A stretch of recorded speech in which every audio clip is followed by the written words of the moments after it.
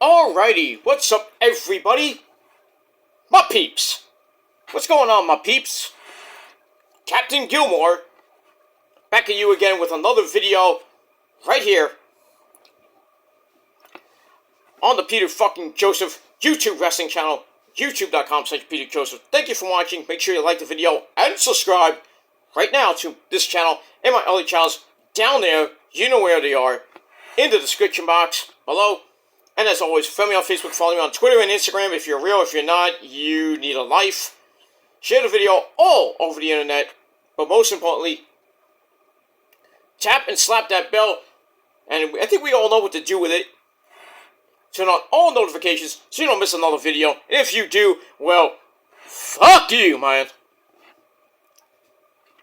That's it. You missed it, you're SOL. And we all know what that means. And that's it. So, like, share, subscribe, leave a comment if you wish. Share the video all over the internet. Follow me on social media. You gotta be real. If you're a fake, you're getting blocked. And then if you don't like it, too bad.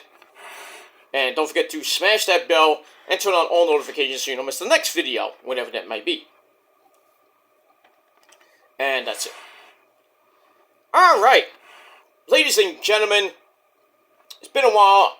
It's been a while since I did a video. I think I did a video, yesterday. Well, I didn't do one yesterday. I wanted to do my Dynamite review yesterday and talk about the Tuesday Night War. But I'm probably going to save that video, the ratings video, for another day. I'll probably do it tomorrow. And then I'll get to Ring of Honor tomorrow. And then tomorrow night, the Friday the 13th edition of SmackDown, the season premiere. So we'll get to that. And then Saturday, early, we'll be talking about Rampage. We'll just do Rampage. And then late Saturday night, late Saturday night, so I'm going to be busy as always. I will be doing Collision. And also, Sunday, check out the Metal God channel. Going to be some interesting stuff on that channel this Sunday. Or late Saturday night, early Sunday morning, or most likely Sunday. Sunday. But we got all of that. But a lot of interesting heavy metal stuff coming your way this weekend and early next week. Tomorrow, the new video for the song Vampire by my girl Ash Costello and her band New Year's Day. That drops tomorrow. I can't wait for that. I already heard the song. The video, I mean, I've seen bits and pieces of it. So good. It's just so good. I'll be going on tour pretty soon. The Kiss of Death tour with In This Moment, Ice Nine Kills, and that great band Avatar coming your way all of November into most of December. So that's going to be exciting. Coming to New York City, thank the Lord. At the, well, I'm not going to say where it is, but it's in New York City. It's going to be huge. And sometime right around November, and right before Thanksgiving, so it's gonna be great. I can't wait for it, and I will be doing a review of it after I get back from that concert and everything else with that. Wrestling related videos still be here throughout the rest of the year, and some more good stuff coming your way between now and the end of the year, and as we go into January 2024, pretty much more of the same, maybe a few new things here and there, probably up until, we'll see what happens with that. Maybe by March, I might take a little bit of a break, but we'll see what happens with that. It's not concrete that I'm going to take a break, but, and as always, a real break, not like you think I'm going to take. But I've taken breaks, and hey, you're still in the comment section. You're still in Ethan's chat. So fucking what? I'm on vacation. You could be on vacation. You can say, I'm on vacation. I even go on YouTube. That's a lie, because you know you did.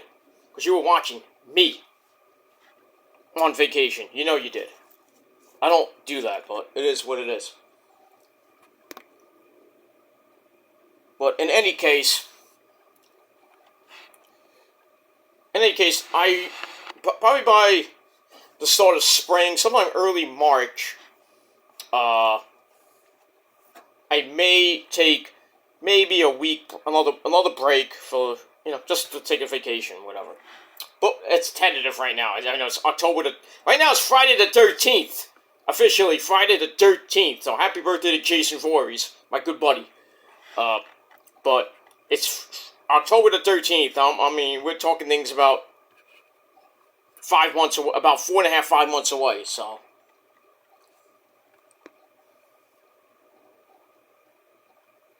So, we will see what happens with that. That's all I can say.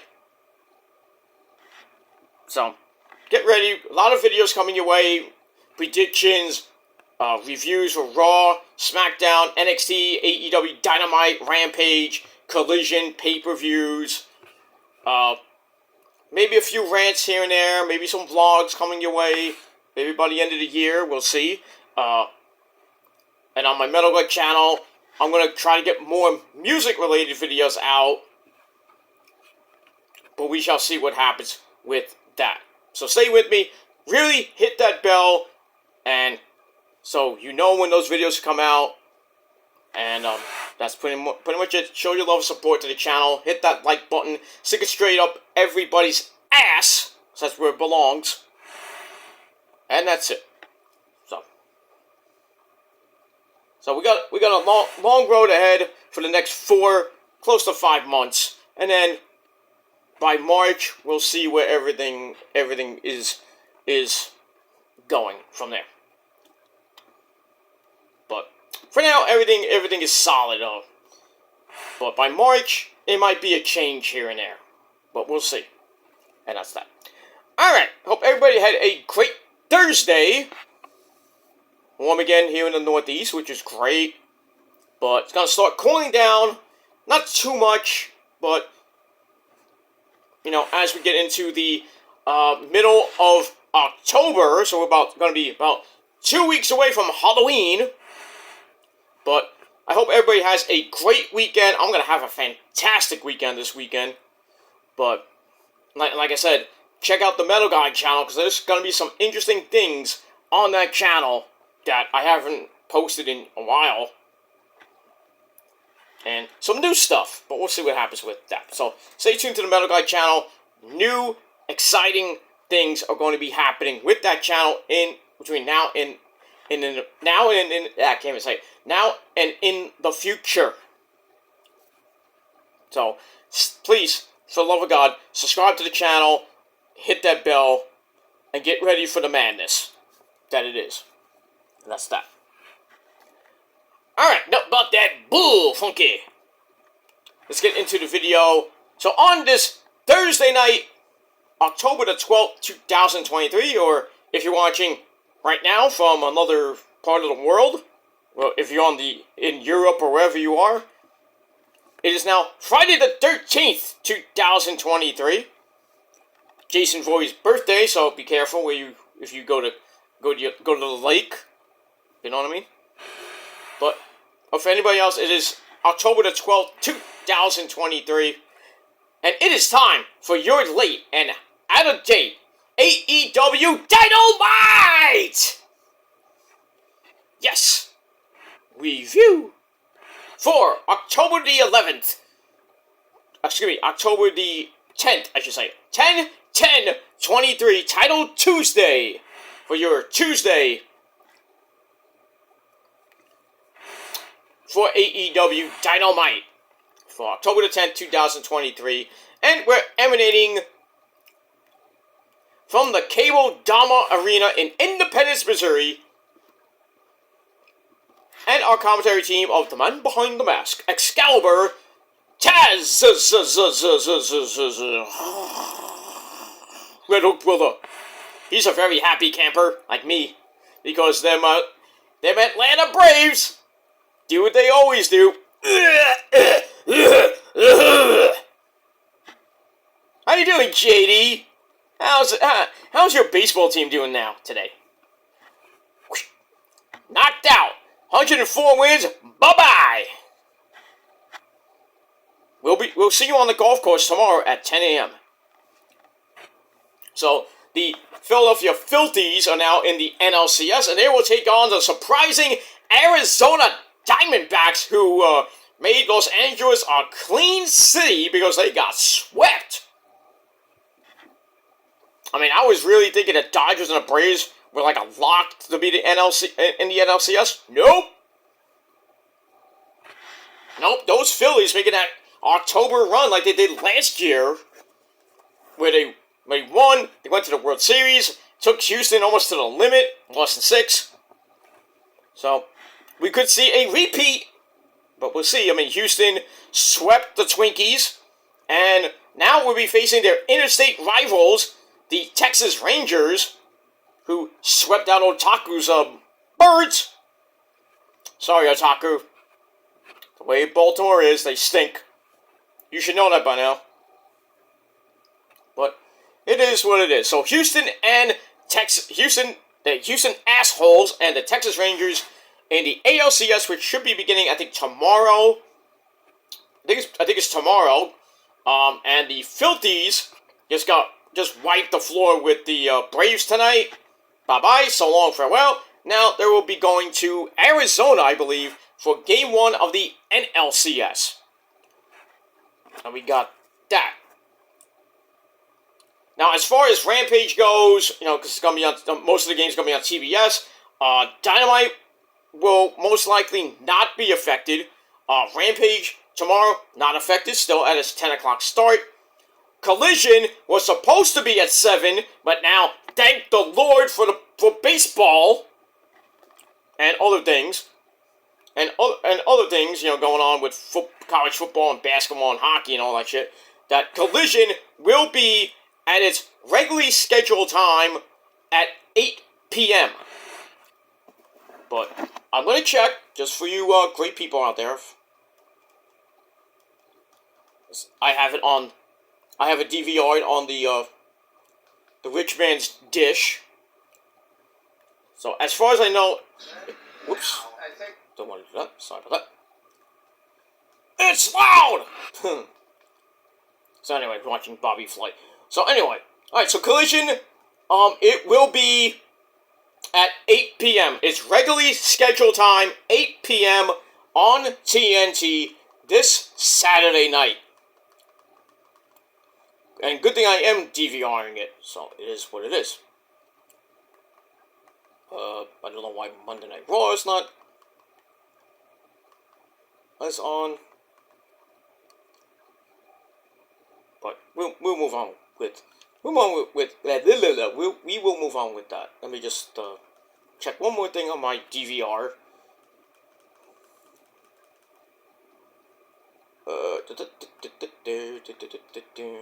Ding dong, the witchy stand. Okay. Sometimes my DVR, doesn't, when you go to, it has a schedule for you of what you taped and everything. Sometimes it doesn't tape raw or whatever you taped, so you have to go into the DVR and go to your what show you DVR that day. And if it's not there, you have to edit it, so make sure it DVRs. So that kind of does that sometimes with Raw. I don't know why. Sometimes it does it with Dynamite. Sometimes I don't know. Maybe just my DVR is just wacky. Because Rosa has her show she watches, or some of her Spanish opera, Spanish novela, telenovela on Telemundo. So, got that, so. My DVR is just there's a lot of stuff on it. I have Chucky DVR'd, I have Raw, SmackDown, I have all the wrestling DVR'd. And that's basically it for me. Other than that, everything else is old stuff or some stuff that Rosa watches. It's like movies or whatever she watches. What are you gonna do? What are you gonna do? Alright, we move on. Alright, so Excalibur Taz, who's happy that the Phillies are gone, and another man that's a great man himself, that is the legendary man himself, Tony Baloney Schiavone. Alright, so this is the second part of the Tuesday Night War NXT versus AEW. And like I said on my NXT review, just go back a video, that wrestling-wise, AEW won the night, but ratings-wise, no. Ratings-wise, I will say the number, but I'll talk more about the rating tomorrow. And Tony Khan just being a little bitty bitch. Because NXT got 921,000 views. Oh. And AEW, paltry 609,000 views. Because everybody was watching NXT last night, or not the other night, for Cena, Cody, the GOAT of all GOATs, The Undertaker. Plus you had the start of hockey season on Tuesday night. You had the NBA preseason. You know, the baseball playoffs were still going on. So, yeah, so AEW's ratings went down the shitter. But still, Tony Khan flapping his mouth, acting like a baby because, he lost to the ratings. I mean, dude, it's one time a year that WWE beats you in the ratings. It's like the first time in like a long time that WWE actually won. But they had to get 5 megastars to beat you. And you're complaining? Shouldn't be complaining. You should just shut the fuck up, move on. Think about Rampage this Friday night. And Collision on Saturday, which is live. So just close the vagina. Tranquilo. Take it easy. Just move on. Because you're still the greatest company right now. Next to Japan. But, yeah, Tony Khan, I know you're like 30, 40, 41. I think they said he was 41 years old. I could be wrong on that. But, anyway, he's acting like a 5-year-old kid who somebody stole his pencil.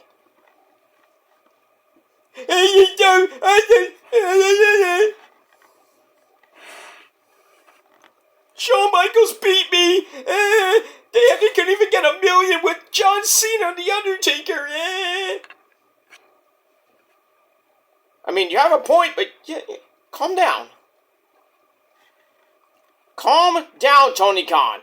Seriously, or, the executives at Warner Brothers Discovery are going to say, get the fuck off social media, because you're making us look bad. Listen, you don't want TBS or TNT or Warner Brothers Discovery to say, we're kicking you off, dude. That's going to be a very bad thing, because you can't close your vagina like Reby Sky can't close her legs. So, just tranquilo, okay?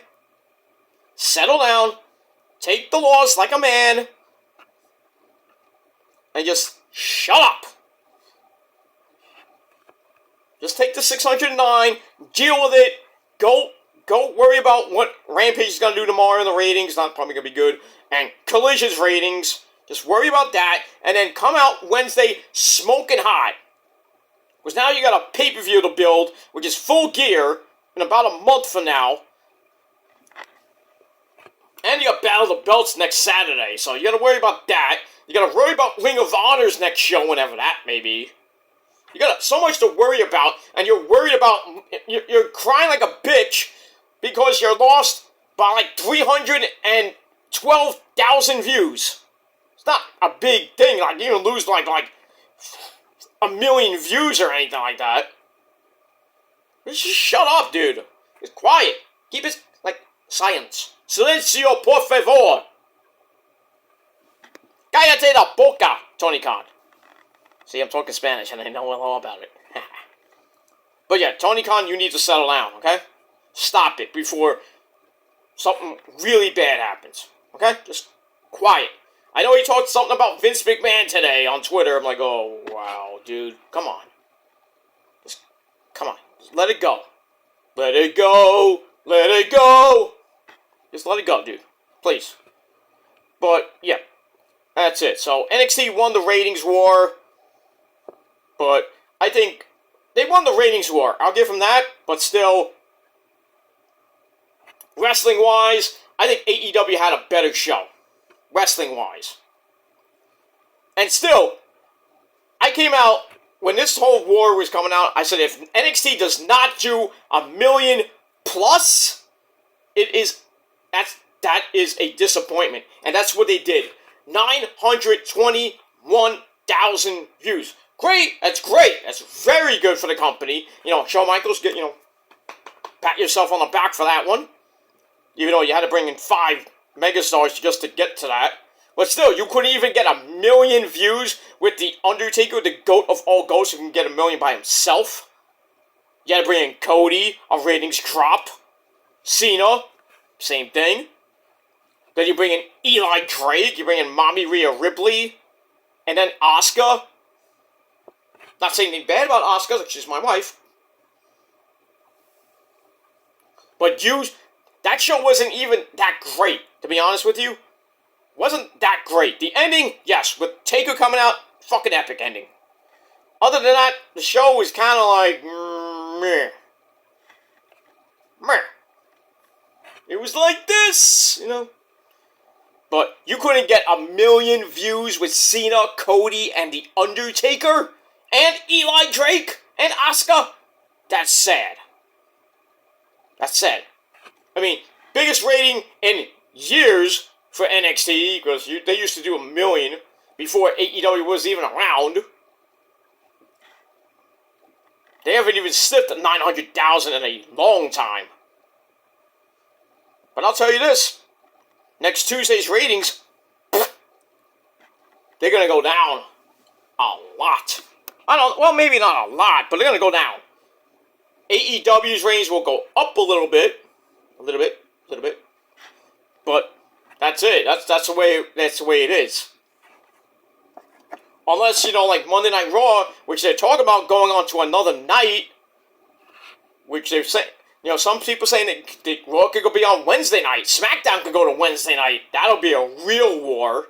Not really a war, because SmackDown would just destroy AEW, because they just have Roman.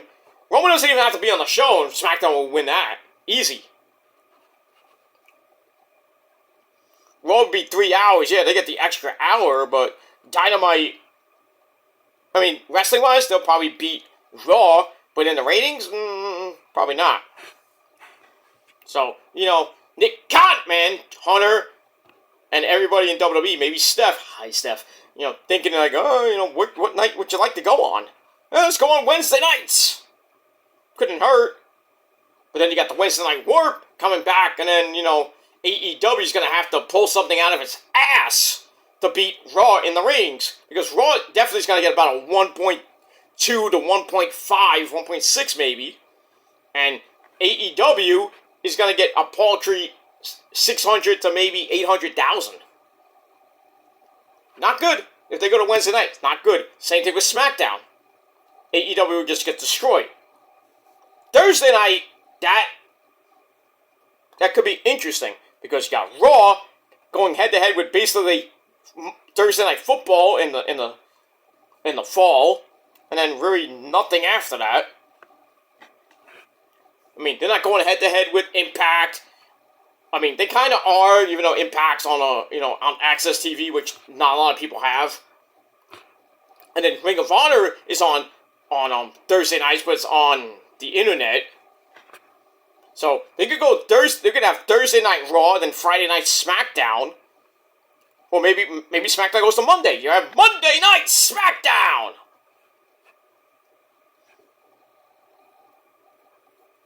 Then again, WWE might be stupid and have Raw on Saturday to go head-to-head with Collision. That's an easy win, too. So wherever Raw does go, it'll be Tuesday night, Tuesday nights, they'll just win automatically between NXT. I don't think they're going to do that. if they go to Wednesday nights or Friday or Saturday, easy win. Easy win. So Tony Khan would have to, pick up his britches and think about what the hell he's gonna do to beat Raw or SmackDown. But we have to see what happens with that. But they are shopping around the idea of moving Raw to another night. And if it was up to me, I would put it on Thursday. I wouldn't give two shits about AEW at this point.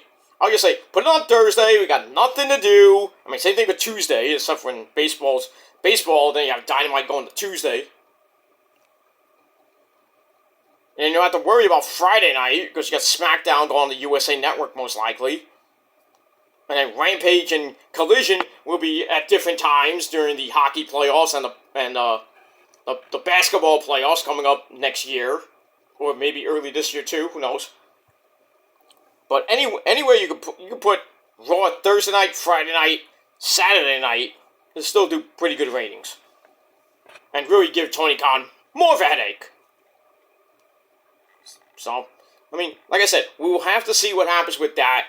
But right now, they're going to be on Monday Night Raw up until, I guess, their contract ends with the USA Network on Mondays. But, they still do pretty decent ratings. Not great, but still. They want to ship them to another night so that more people will watch. Wednesday night, or maybe Thursday, Friday, definitely Friday, and maybe Saturday. They'll get pretty damn good ratings, and Tony Khan will have a shit fit. If he has one now, he will have a bigger one if Raw or SmackDown goes to a night that is on the same night as him. It's gonna really piss him off. And you thought there's no competition. That's it. It's the way it is. The way it is. So we'll have to see what happens with that. But the war wasn't even a war. It was kind of like a mini battle. And NXT won the battle of the ratings by 312,000 views.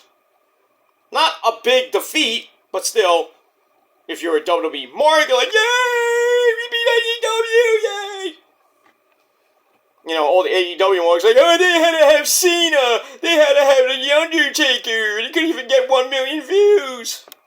It's true, they couldn't get 1 million. That's a shock to me.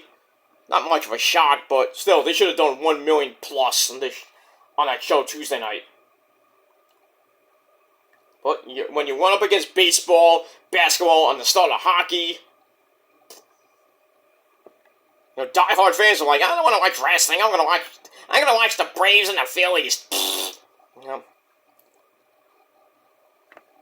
It is what it is. Well, we got that. So we move on.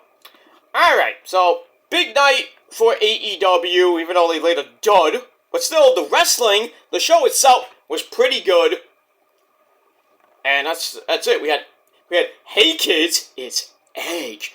Oh, we can't call him Edge now. We have to call him the Threshold per Issa, but I'm calling him Edge. Sorry, Mommy Issa. My show, not your show. Just remember, I love you, but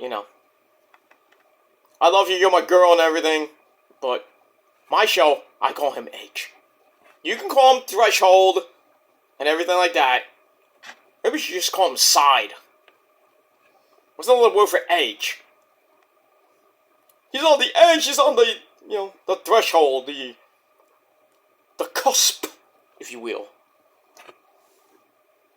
Maybe that would be his new name, Cusp. Not cum, Cusp. But I digress.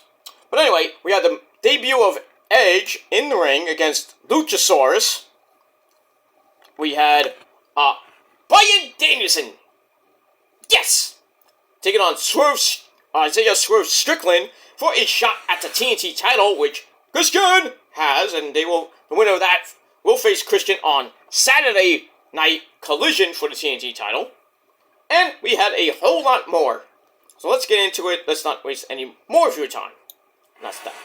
Alright, so before Dynamite even went on the air, we had a buy-in on YouTube where we had Tony Khan and Tony Schiavone make an announcement that John Moxley, who was supposed to face Rey Fenix for the international title. Well, it was not medically cleared, so that match was scrapped, and in Moxley's place was freshly squeezed orange juice, Orange Cassidy, taking on Rey Fenix. So, we got that.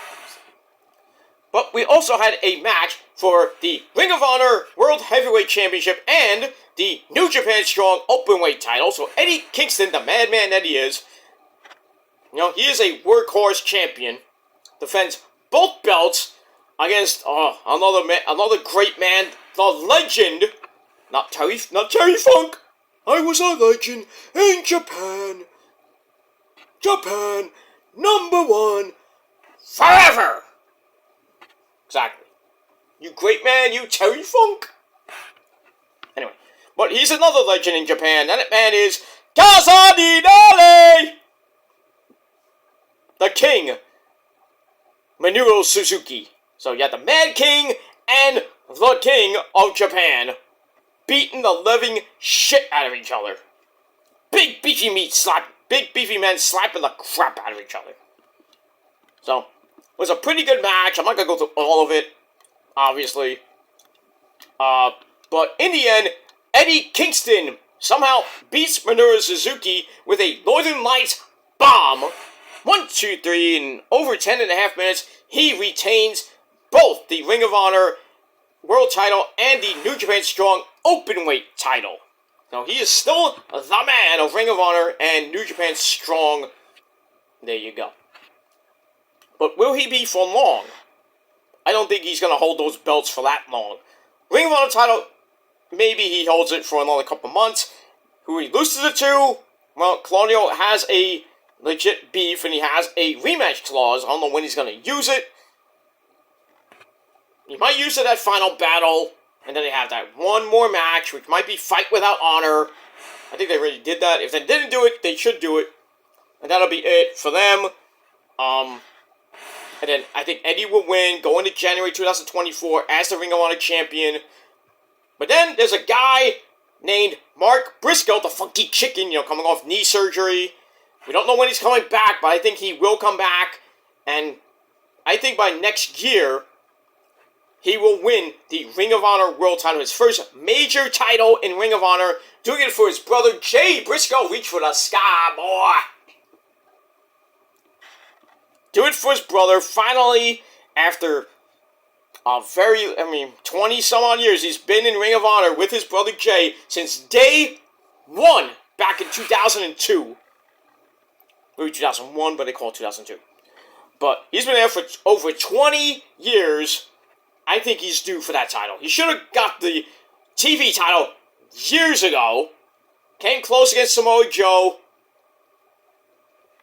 But always got, great tag team champion, 13-time tag team champion with his brother Jay. But he still cannot get that elusive major brass ring. He's eluded him for a very long time. And he needs to get that. I think he deserves that, at least the TV title or maybe the world title. He does, just for Jay. He doesn't have to hold it for like 2 months, 3 months, whatever it's going to be. But still, he should be World Heavyweight Champion or TV Champion or maybe even the Pure Champion. But we'll see what happens with Mark Briscoe when he does eventually come back. But we got that. But right now, Eddie Kingston is our Ring of Honor World Champion, and we'll see what happens with him as we roll on. He has Jay Lethal to worry about coming up, but we'll see what happens with that as we get that. And we move on. Alright, so we got that. So then we go to Dynamite, and we start off, well, we don't start off with the pyro yet. We start off with Christian Cage in the production truck. Probably hijacked it. And proclaims his greatness. And he says that tonight's episode of Dynamite has some implications for his TNT title, meaning Swerve or Bryan Danielson could win the match and face him on Collision this Saturday night. And he doesn't really care who wins. He's still not happy with Swerve for losing their match in London against Darby and Sting, but a little birdie told him that Bryan Danielson still thinks he's the best in the world. He said best in the world! Punk's coming back! If anybody says they're best in the world and have CM Punk in the same sentence, please slap the living crap out of them. Not me. I'm just reading copy. But it is what it is. So anyway, Christian says, I'm the face of TNT and Warner Brothers Discovery. That'll get you some bonus points. And as such, I have secured the first half hour of the show to be commercial free. And he's like, okay, start the fucking show, monkeys. But really, the first hour was commercial free. Just about the first hour. That was pretty damn good. So Tony Khan, you get a point. There you go. Alright, so I give that 3 out of 5 stars. Then we go inside the arena, the pyro goes off. It's Tuesday night, and you know what that means. Time for some wrestling. Alright, so we open up with a banger with Bryan Danielson. Yes! Take it on Swerve Strickland. A swerve, swerve, swerve, and a swerve, and a swerve, swerve, swerve. I can't do it like Prince Nana, my good friend, Brooklynite, by the way. He's from Brooklyn, I'm from Brooklyn, Joel Maximo's from Brooklyn, my mentor, and another guy from Brooklyn, Joel, the quintessential stunt muffin Joel. He makes the ladies hard. Because he takes them to the barn. I don't know. Gertner. There you go.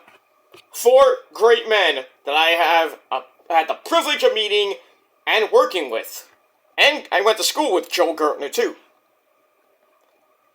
That's why I'm Mr. VIP and you and I. And that's it. Also, Captain Gilmore. By the way, a lot of people are going to probably do video of this and they're like, what the hell does SOTW mean? Soldiers of the Wasteland. And yes, they have a patch to prove it too. So, in this moment, that's why it's an in this moment shirt. You'd think it's not, but it is. And I have Iron Army lyrics on the back. From that great epic song. Probably one of my favorite songs on that album. It is in my top 5 on the A Star Crossed Wasteland album. Probably my number 2. Number 1 is The Road, which is epic. They need to play that live. I've been telling Chris and Maria that for ages. Will we hear it? I don't know. But we got that. Iron Army, The Gun Show, epic. Number 3, The Promise. Number 4. With Adrian from Otherwise. And number 5 is The Last Cowboy. Great riff. That song is like an underrated song. I would love to hear that on tour. I mean, they are saying new music, but it's mostly from God Mode, which comes out 2 weeks from tomorrow. Actually today. It is Friday the 13th as of right now. It's 12:33 it's 12:33 a.m. here in New York City, Brooklyn, whatever, if you're in the Northeast. 12:33 in the morning, so happy Friday the 13th. And 2 weeks from now, God Mode. Can't wait for that. I already have it, so. I have it. It's amazing. It's going to be another banger of an In This Moment album, and I would not hesitate to say it might be in the top 25. At least the top 25. I mean, The Purge, the song The Purge has been on the top 100 religiously. And then the song God Mode was on, it didn't do that great, but Army of Me, the cover of Bjork, been climbing up the charts, doing some good shit. But yeah, I strongly advise you to buy God Mode right now on Spotify or Apple Music, or when it comes out at your local music store, or you can even get it at Amazon. So, and tell them Peter Gilmore sent you. You know. And as far as New Year's Day's new album, I think it's coming out later this fall, or maybe by Christmas. They already got 2 singles out on the new album. Hurts Like Hell and Vampire just came out. The video just came out for that. So that album should be coming out pretty damn soon. So I can't wait for that. And we got that. Conquer Divide's new album called Slow Burn just came out. I think it just came out. Well, it's been out. Well, it's been out. Basically, it's been out. I already have the entire album. That's a banger. I talk to the girls like almost all the time. Really, it's just Janelle, the bass player, and Kia, the lead singer's hot. Whew. She is smoking hot. Well, all the ladies in that band are smoking hot. What do you want me to do? Anyway. And also, good friends of mine, Nando and her band Burn the Skies, are recording the second part of Anomaly, which is probably going to be, in the entire album, is going to be called Anomaly. So you can go on Spotify for that. But, as far as the album, it probably will not be out yet. They're finishing the second part right now. So, and I've heard some of it. Yes. There's just something about hot female screamers that just gets my dick hard. You want to know what makes Daddy Joseph's dick hard? Besides the Asian chicks? Female fronted screaming banshees. I love it. Maria, Ash Costello, my sweetheart. And, Conquer Divide and Burn the Skies, Grace the Enemy, all those great bands that have female-fronted singers. Amazing shit. Even Kitty, I miss them, but they're on tour. They're on tour, but they don't have a new album out, as far as I know. So, Mercedes, Morgan, I'm talking to you! Can we come back here? Can we have a new album out, please? I know you've been on a very long hiatus. Just saying. And you got Tara on guitar, and you brought back freaking, what's her name? Izzy? I think her name is Izzy. Something with an I. Oh, not Alana, but not Alana Miller from the Mickey Mouse Club. Ooh. Look, I think her name is Izzy. Used to play with Kitty, then she kind of left. But Kitty will be making a comeback. I feel it. They do some festivals here and there. They play maybe a little bit of new stuff, but mostly the old stuff. So Kitty's kind of like a nostalgia band now. Nothing wrong with that. Nothing wrong with nostalgia, but sometimes we like to hear new stuff. Poison! Yeah, Poison's on tour too. The original Poison. I mean, they're not getting any younger. Like Def Leppard, Kiss. Kiss is about to end in about 8 weeks. Kiss will be done. I mean, for good this time. Because I think their final show is at Madison Square Garden. I think December the 3rd or December the 5th. Somewhere in the early December. They're done after that. Now, I don't know if they're going to do any like one-off shows, like for New Year's Eve, like they did last year in Dubai. But I think after that show in Madison Square Garden, they're going to hang up the boots, hang up the makeup, and then they're going to bring in Bruce Kulick, and then they'll be back on tour without the makeup. They're like, we're not done! It's coming. I can almost guarantee you, like, Bruce Kulick, they'll call, Gene and Paul, like, all right, Bruce, you want to come back out? We didn't really finish the non-makeup tour. Let's go back out for another 3 years without the makeup. And play all the 80s stuff. Bruce is like, okay. I got nothing to do. I'm on the Kiss Cruise a lot, but I'm not doing nothing.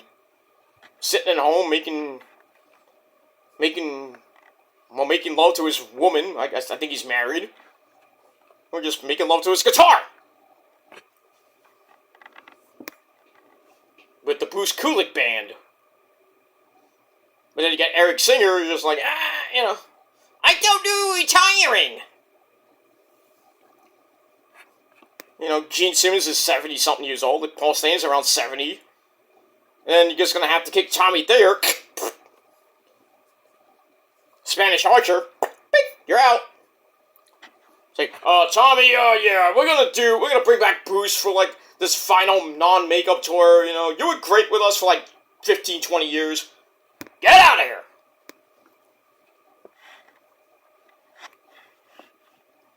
But I would love to see, like, at least one more tour with Bruce Kulick in the band. I would love to have Ace and Peter back in the band. I would love them at the last shows at MSG. I mean, Fist, because they came from New York. But will they? Probably not. Probably not, but I think when it gets to the actual last shows, especially in New York, I think they will bring out Ace and Peter to do a couple songs. At least a couple. So, to do like right after their final actual album, which was the Carnival of Souls, the Final Sessions, which was their last actual album without the makeup. Well, you could say the Kiss Unplugged album was the final non-makeup album. That wasn't studio. I'm just talking about studio albums. It was Carnival of Souls, so that's it. Then they had the Unplugged show, which they brought Ace and Peter back. And then next thing you know, they got the makeup on. No Bruce. Where's Bruce? No Bruce. Eric Singer's gone. They bring back the makeup for the MTV show, MTV Video Music Awards. And then next thing you know, they're on tour for like a couple years with Ace and Peter. And then Ace goes bye-bye. They bring in Tommy Thayer for a little bit. And Peter Criss was still there. And then he left. And they bring back Eric Singer to don the Catman. And they've been going since, like, I think 2001, 2002. So about 20 some odd years. That's Kiss right now. 2 new albums. Which is Sonic Boom and Monster, which are meh. Not the greatest from Kiss, still. But I didn't like those. I didn't really like those albums that much, but still, they have a couple good songs on there. But the last actual Kiss record with Peter and Ace was Psycho Circus, which was a banger. The whole album was pretty damn good. But yeah, Kiss is gone. Motley Crue now with John 5. They're supposedly doing a new album. They were on tour with Def Leppard, which is a great tour, by the way. Def Leppard has a new album out, supporting that. Forgot the name of it. I think it's called the Diamond Star Halo. It's called, I think. I have it too. So I've seen Def Leppard already, but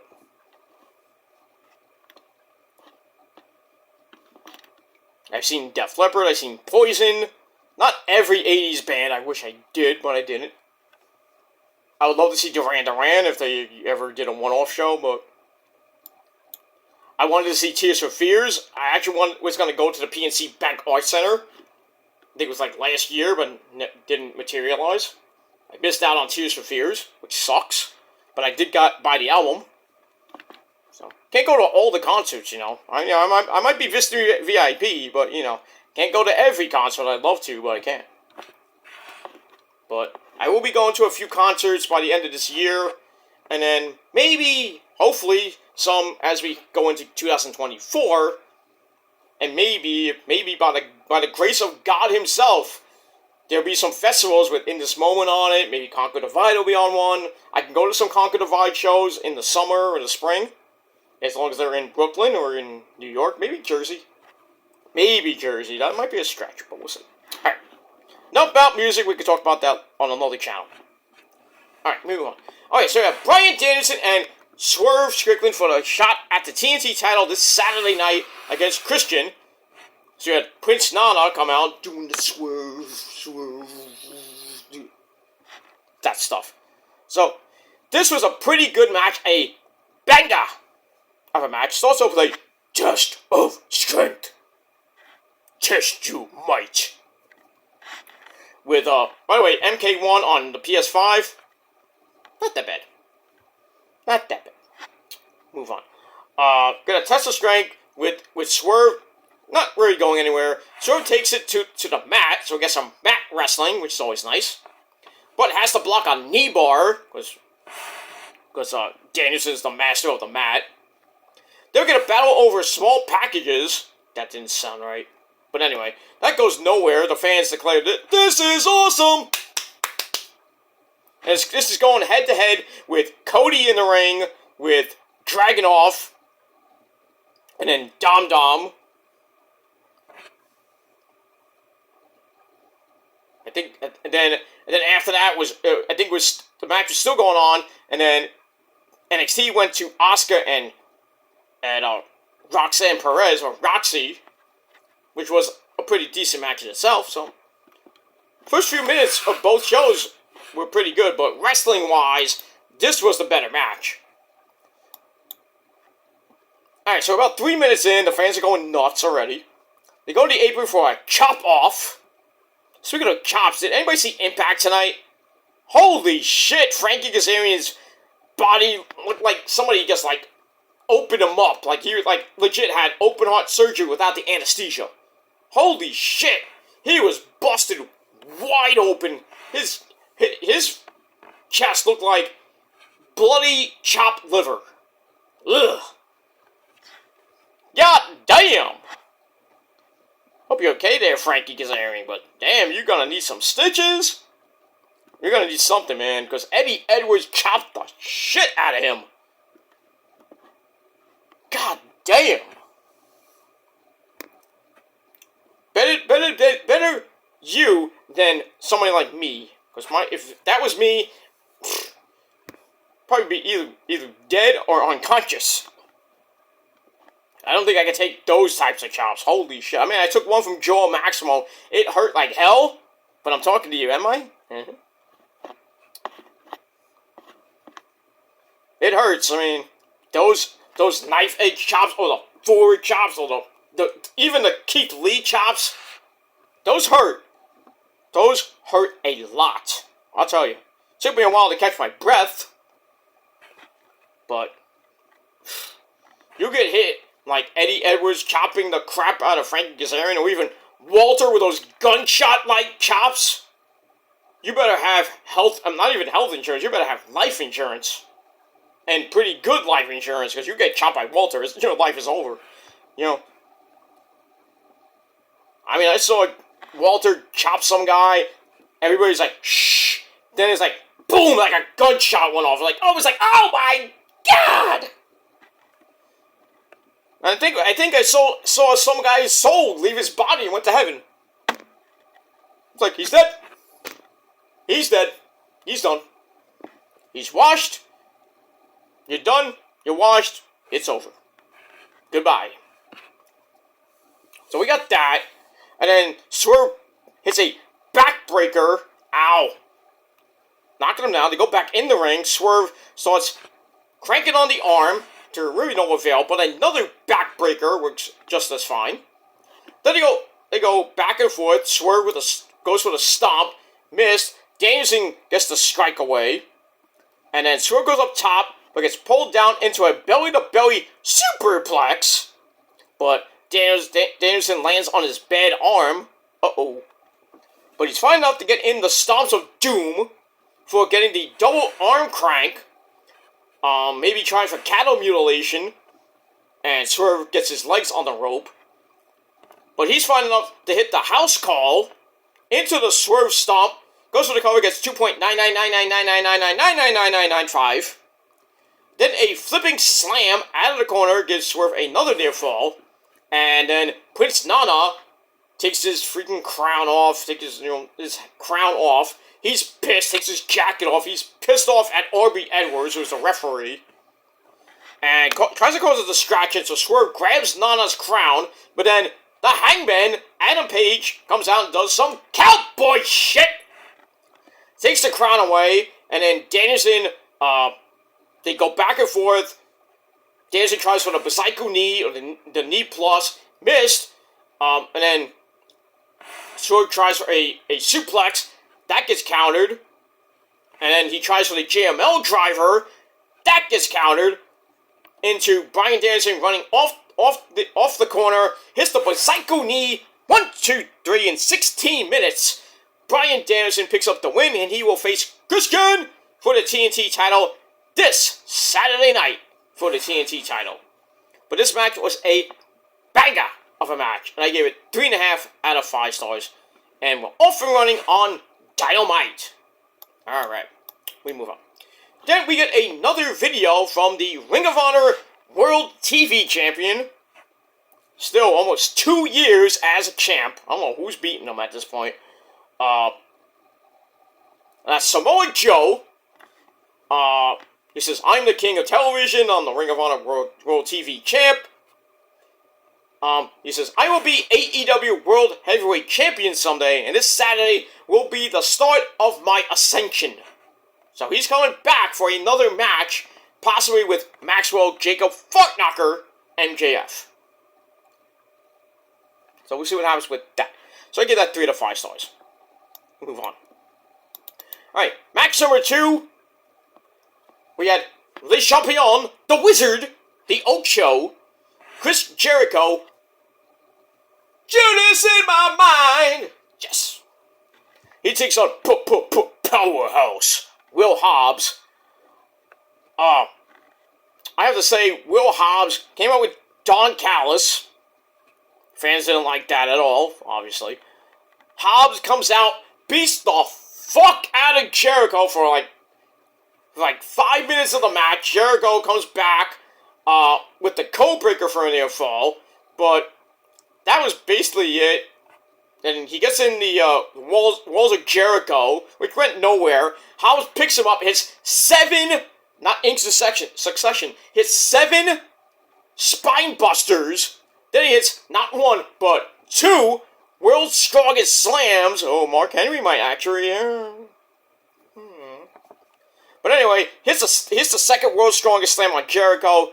1, 2, 3, a shocking victory by Powerhouse Will Hobbs, beating a former Ring of Honor World Heavyweight Champion and AEW World Heavyweight Champion in under 7.5 minutes. So, Powerhouse Hobbs, big win, and I gave it 3 out of 5 stars. After the match, Don Callis comes in and says, one more time. So, we get a third World's Strongest Slam, and that's it. Jericho is mush on the apron. You know, Aubrey Edwards is still there, checking in on him, and then we find out later in the show that he was taken to a medical facility, the hospital. He was basically taken to the hospital. He got fucked up. This is why I said last week that they're hitting the reset button with certain people like Hobbs, like Wardlow, and now Mr. Danhausen, I will curse you. Don't know what they're gonna do with Mr. Danhausen. Just make him very evil, very nice, very scary. So we got that. So we'll see what happens with Mr. Danhausen as we move on. Alright, so 3 out of 5 stars for that. Then we go to, once again, another segment with the Stage 5 clinger, Roderick Strong. He has, I'm Matt Taven, and Mike Bennett, the Kingdom. They're next strong. Just remember, next strong. At his house, and he still has his good buddy, Adam! So, Adam! Still there, still hasn't got his surgery. Storyline-wise, he hasn't got his surgery, but he actually did have his surgery. He did mention it on Twitch. And I believe Britt Baker and him said it on Twitter that he got the surgery already. Well, I don't know if it's going by storyline or he actually got it. But take it for what it's worth. He's getting the ankle surgery, and he's going to be out for about 3 to 6 months. Sucks. So he'll be back maybe by Revolution, maybe by Double or Nothing, the latest, but we'll see. But anyway, Roddy has Adam over again. He's on his scooter. He's like, can I just get out of here? You know, I gotta get my surgery. And then Roddy's like, Adam! mow my lawn! So, Ronnie's like, Adam's like, I'm doing it on one leg. What else do you want me to do? Can I just go and get my surgery now? Leave me alone. I gotta see how Max is. You brought me to your house. You supposedly doesn't have cellular service. You have no TV. So we see him do that, and then he's like, he missed a spot. So he's like, can I please go now? I want to see how Max is doing. So Riley's like, Adam, I need one more favor. So they go in the house. They all have their Next Strong shirts on, which you can get at AEWshop.com for like $30. So Adam Cole has the shirt on, and then he's like, "Hey, you want me to the house in wherever we are, somewhere in the woods. I have no cell service. We have no TV at your house." And then Riley's like, "TV is the devil." Well, yeah, reality TV. But anyway, and then like freaking Matt Taven's like playing with the giraffe, and Adam Cole's like, "What's with the giraffe?" It's like, "Oh, we gotta be next strong like the giraffe," and he's doing these weird things with the giraffe. I'm like, that's weird. And then he's like, "No, we still that." And then Cole's like, "Please let me go get my ankle surgery." So he's about to leave, and then once more we see Rowdy go, "Adam!" Adam's like, "What?" "I need one more thing." So basically, Roddy is holding Adam Cole hostage in his own house. That's why the Sharks are circling around Maxwell Jacob Friedman, or MJF, and he's getting pissed. He doesn't have his best friend there to bail him out. And pretty soon, he's going to get mad, and he's probably going to turn on Adam Cole. It's like, "Oh, we don't need these titles anymore." Fuck you, Adam Cole.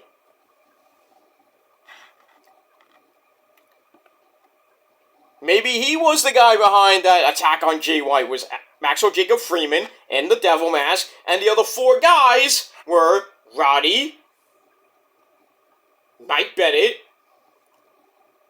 Matt Taven, possibly Adam Cole was the fourth guy? Or could it be Kyle O'Reilly? We still don't know yet about that. Well, maybe Max was the leader all along, or maybe it was Adam Cole. We still don't know about that. They haven't really talked about it in the last week or two. But yeah, Max is being circled by the Bullet Club, getting the crap bit out of him, getting hate crimes by Juice Robinson, which Tony Khan doesn't want to talk about. Oh yeah, but MJF will go on a show the next day, like you went there yesterday, and so it's like, oh, I was okay with it. I approved it. You're Jewish and you approve that? With all the shit that's going on in Israel and Palestine? You know, with those idiots, the Hamas, doing that shit? I mean, prayers go out to everybody in Israel. You know, all the people there. I know there's a lot of Americans there. Freaking 12, like, kids getting abducted by these idiots. And now they want to broadcast the executions. I'm like, what? We're going to see a live execution on TV? No. Oh yeah, now we're sending money in and guns to Israel. Great. More money out of taxpayers' money that goes to Israel. No wonder Medicaid and other things are not being, people are on Medicaid for 6 to 9 months. Like, when are we going to get on Medicaid here? Why is inflation going up? Why is this and that happening? Why are all these stupid idiots migrants coming into New York City and other places? Why? You know why? Because Joe fucking Biden is a fucking douchebag. He said all this shit happened. Why do you think we still have the Ukraine war with Russia? Giving all that fucking money to Ukraine.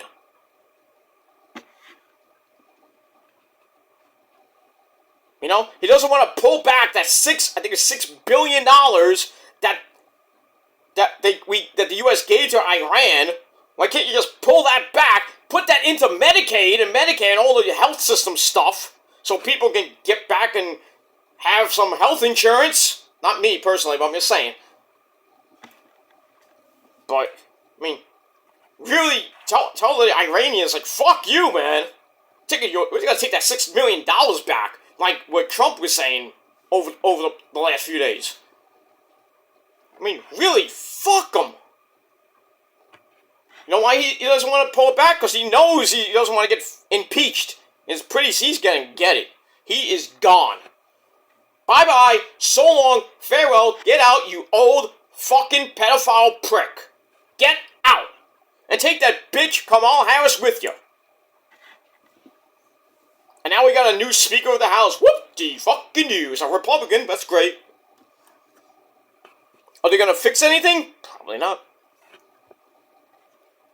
Probably not. We got another year of this garbage until, hopefully, we pick the right person to become President of the United States in 2024. And we all know who that is. Not Ron DeSantis. I'd love for it to be, but not going to be Ron DeSantis. We all know who it is. Donald Trump, going to be huge. 2024, I'm going to set this thing right, and everything will be okay again. We're going to make America great again. Again. No more of this bullshit. We're going to grab everybody by the pussy and make America great again. It's going to be huge. Huge. So you know what to do. November 2024. You know what to do, ladies and gentlemen. Kick Sleepy Joe out of the White House. Or whoever is the president by then. It was that bitch Kamala Harris. Bye-bye. Get her out. Fuck her. Not literally, but fuck her. Get out of here. Bring in somebody that actually knows what the fuck they're doing. And make this fucking country great again. Get rid of those stupid Democrats that think they know everything when they don't. Get rid of those radical left douchebags too. Just get rid of all these people that think they know everything. They think they can make America great. Put the man that basically made America good from 2016 to 2020, even though he kind of fucked up the pandemic a little bit from 2020 and until the January 6th thing. I don't want to talk about that. But still, bring that man back. Exonerate him for all those fucking charges he has. Put him in where he should have never left. Put him back and let him do his magic. Health insurance will be back up and running. Social Security. We can work on a few more things. And really, Donald Trump will just tell all the people that don't like the U.S., fuck you, man! Maybe he can end the war in Ukraine. I think he could, because he's supposedly friends with Putin. Supposedly. But we'll see. But, yeah. We have to put up with this for another year. It's just sad. So, we'll get through it. We have to get through it. But, like I said, next November, please, for the love of God, do not vote Democrat. I don't care if Biden's at the fucking presidential debate, because you know he's gonna get destroyed. Same thing with Kamala Harris. Whoever is Trump's running mate, which should be DeSantis, but just saying. It could be a woman. Don't know who, but if it's not DeSantis, who? I would just go with DeSantis. That's just me, but that would be like a 1-2 punch in your dick. Donald Trump and DeSantis, just like, Make it work, man. Make it work. Give us back what we want, man. And not a country that is just miserable right now. Close the borders. Get rid of those idiots that are coming in. Send them back. build a better wall, or at least finish it. Just build a better wall all around Mexico, and even into Florida. You know, through the Gulf of Mexico into the Caribbean Sea or whatever. Just don't let them come in. We have to convert freaking airfields into freaking places for these idiots to sleep. Schools, hotels are housing these people. Sad. Just sad. And then we're giving all the money to them, when we should be giving money to freaking healthcare. Should be spending all this money giving money to Ukraine. Now we're giving more money to Israel because we have to help them.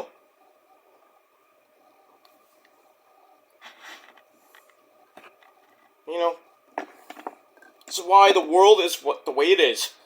This is why the world is the way it is, ladies and gentlemen. Because we got douchebags that can't run this godforsaken country. Whether it be the president, the vice president, Secretary of State, all these senators, they think they know everything. The fucking governor of New York, Kathy Hochul's a bitch. And Eric Adams doesn't even know how to run New York. We still got all this craziness in New York. And now supposedly tomorrow we're gonna get attacked. Supposedly. I'm not saying we are, but there's stories on Twitter and various other things saying that New York might get attacked tomorrow. God forbid. I hope not. I hope it was just a rumor. But, you know, there's a lot of Israelis and Jews here in New York City and Brooklyn and everywhere else. You know, we gotta pray for those guys, man. I have a lot of friends that are Jewish, and some of them I know come from Israel. It's sad to hear about all this shit. With all these young kids, like 8 years old, 13 years old, being taken from their families, and like these freaking terrorists and they're just kidnapping these kids out from their parents, and the next thing you know, boom, kill the parents. Next thing you know, kill them. For what? For what? Why is this even happening to the Israelis? Why? Said, yeah, we always have that problem with the Israelis and Palestine, the Gaza Strip, all that bullshit. I'm sorry I'm going political now, but it's the way it is. The world is crap right now. We have a war between the Hamas and Palestine and Israel. All these innocent people getting killed for what? I don't know. Biden's sitting on his fucking ass as usual. Kind of been quiet in the Ukraine with Ukraine and Putin. Kind of been quiet. I haven't heard much from that. And then you look at the U.S. It's a fucking mess. With all these migrants coming into like New York City and Texas and California and Florida, wherever. That should not even be here. Coming from like Mexico, they're coming from Venezuela, you know.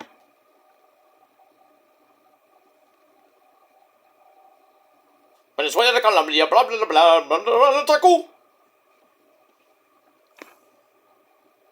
You know, I'm thinking of that Animaniacs theme song, not the theme song, but you know, when they're talking about when I forgot which one of the Animaniacs is, you know, dancing up a storm. He's like, ah! Ecuador, Colombia, blah blah blah, Brazil. Showing every goddamn country in the whole world. It's funny. It's funny, but it is what it is. But like I said, the world is crap. It's crap.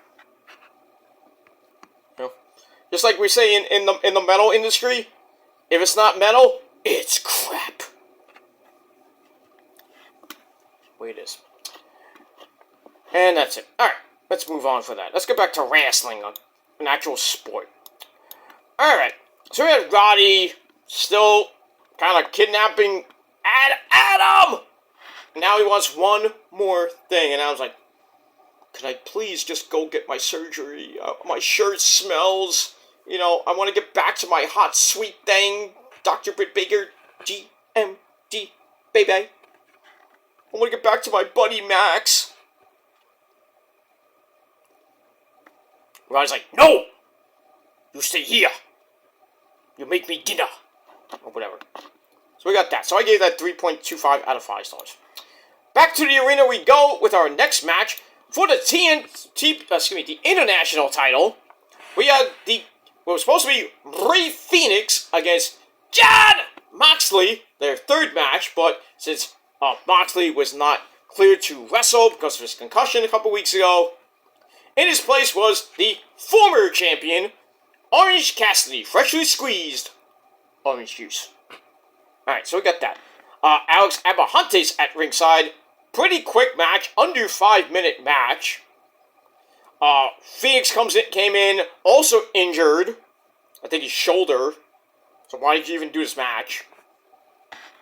But anyway, back and forth match.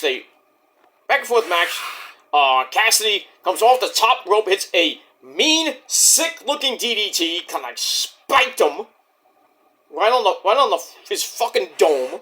Follows up with a tornado satellite DDT for another near fall. Phoenix tries for the muscle buster, but his back gave out on a rolling Gilmore cutter, bang, attempt. Cassidy grabs the beach break for another near fall.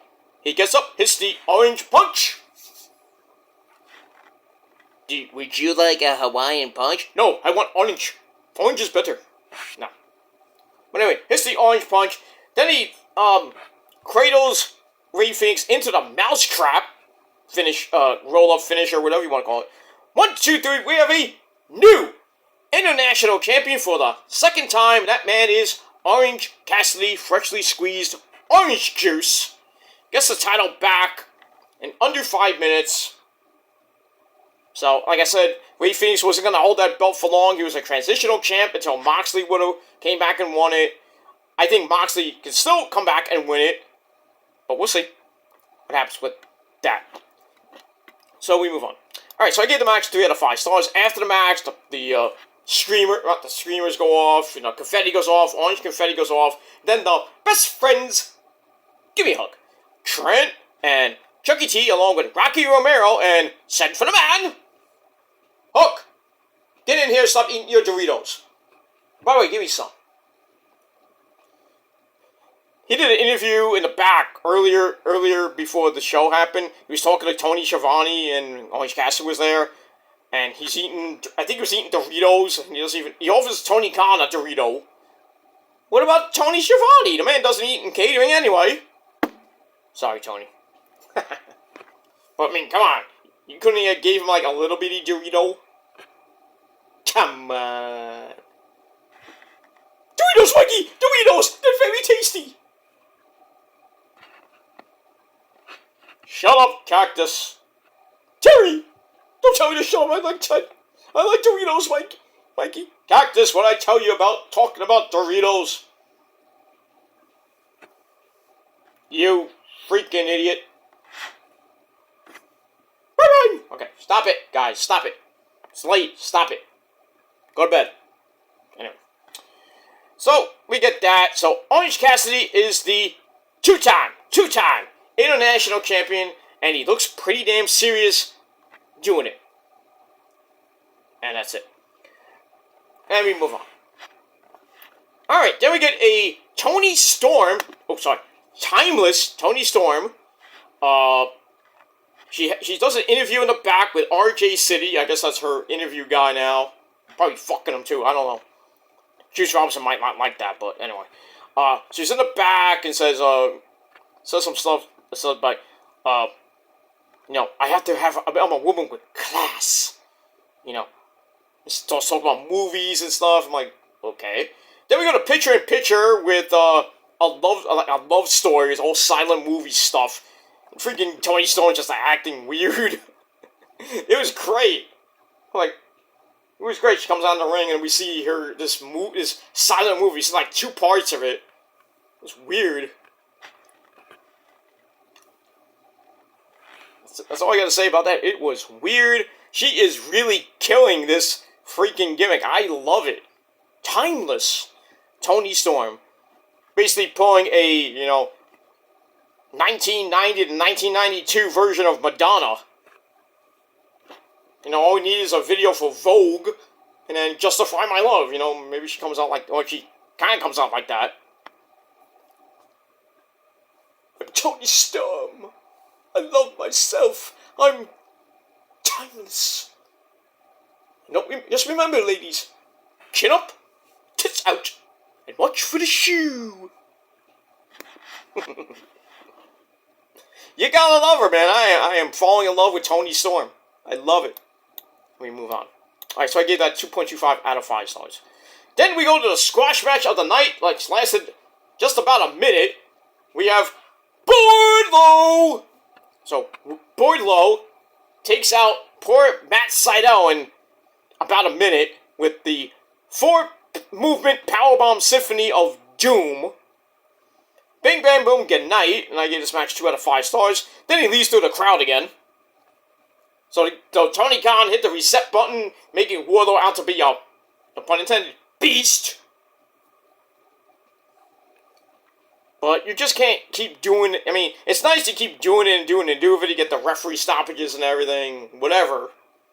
But it's going to start becoming redundant, and it might start hurting people, so kind of stop it for a while. Maybe let them win by pinfall. But, I mean, how many more jobbers do they have left? Until he actually faces somebody like Powerhouse Hobbs again, or maybe Miro. He goes to Collision and beats everybody up on Collision. Or Rampage. Or goes to Ring of Honor, kills everybody in Ring of Honor. Just, destroys the entire AEW/Ring of Honor roster until he gets, a international title shot, or gets a TNT title shot, or maybe a world title shot. But, this might become redundant after a while if he keeps beating people every week. And that's that. And we move on. Alright, then we go to the back where we, like I mentioned before, Chris Jericho was getting checked out, and then he got sent to the hospital. We had Daddy Magic, Matt Maynard. Do you want to know what makes Daddy Magic's nipples hard? You want to know? Ask him on his podcast. He'll tell you. And then we had the Dancing Fool, Daniel Garcia. They come in to check over Jericho. Jericho then goes to the hospital, but before that, Matt Maynard looks concerned. And then Daniel Garcia kind of does too. And then Matt Maynard starts yelling at Daniel Garcia. Again. Saying, shut up, man. And they're supposed to have a tag team match tomorrow. I think it's a 6-man tag team match. Against the Hardys and Brother Zay. Can I get a... And, 6-man tag team match. Daniel Garcia and Matt Maynard and Cool Hand Angelo Parker against the Hardys and Brother Zay. Here's a spoiler. They win.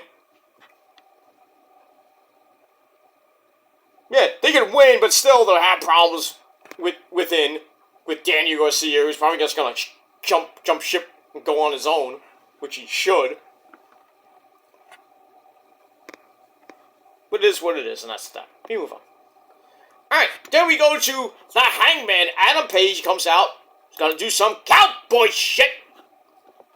He takes on the leader of the Bullet Club, Guns Up. The Bang Bang Gang are here. Too sweet me for the love of God. Yes. Jay White, the Switchblade. Wait, with the Switchblade. So, the Gun Club and Juice Robinson come out on big wheels. Oh, man. I remember big wheels back in the, those freaking Tonka things. I don't know what they were called. Big wheels, you had them as a kid. You would go like this, back in the 80s, or back in my day. Back when I was around. Well, I am around. I'm 46 now, almost 47. In about 10 weeks, I'll be 47. Jesus Christ. I'm old, but I'm still pure and sexy, like Michael P.S. Hayes. Basket, Atlanta, GA. You know. But I'm not from Atlanta, I'm from Brooklyn. But it is what it is. But anyway, so they come out on big wheels, one of which includes Card Blade. Oh, I was like, what is Card Blade? I'm like, oh, I remember Card Blade back in the 80s when they used to get the 50, not even the 50-cent drinks, those little freaking 25-cent drinks. You go to the grocery store, you get those 25-cent drinks that all different flavors. They have them in school too. And like you drink them, then you crush them, and you put it in your bike. It makes that motorcycle sound. Or you can put a baseball card in there or a card. It sound like you're going down the freaking block, or you're going down. You're at the park or wherever you are, and it sounds like. That was the shit. Man, I miss my childhood. Back in the 80s, 80s were just a great time, man. Just great to be alive, great wrestling. You know, you had the NWA, even near the end of the NWA, which became WCW. You had the golden era of the WWF with Hogan, Macho Man, Randy Savage, yeah, Roddy Piper, guys like that. Then you had great toys, great TV shows. You know, He-Man, She-Ra, GoBots, Voltron, Thundercats, ho! Then you had great TV shows, Mork and Mindy, Knight Rider, Happy Days, Happy Days, Laverne and Shirley, Silver Spoons, Family Ties. I mean, the list goes on and on. Man, the 80s were just the best decade ever. And there will never be a decade like the 80s. I don't care. Oh, the 90s were great too. What was so good about the 90s? What was so good about the 90s besides, the Rangers winning the Stanley Cup? Grunge music, which almost put metal out of business. Thankfully, in 94, metal started coming back. Then you had the new metal with Linkin Park and Limp Bizkit. Bands like Creed came out. Lamb of God came out around that time, even though it was early 2000s after that. Creed, Nickelback, that stuff. And then when you get to it wasn't really good. Then you had, Biggie, Tupac, the West Coast, East Coast thing, Snoop Dogg, Dr. Drizzy.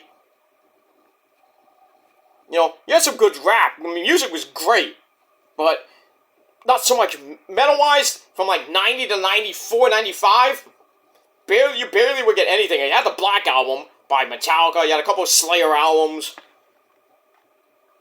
Here and there, Pantera had a couple albums, was like just coming out and stuff like that.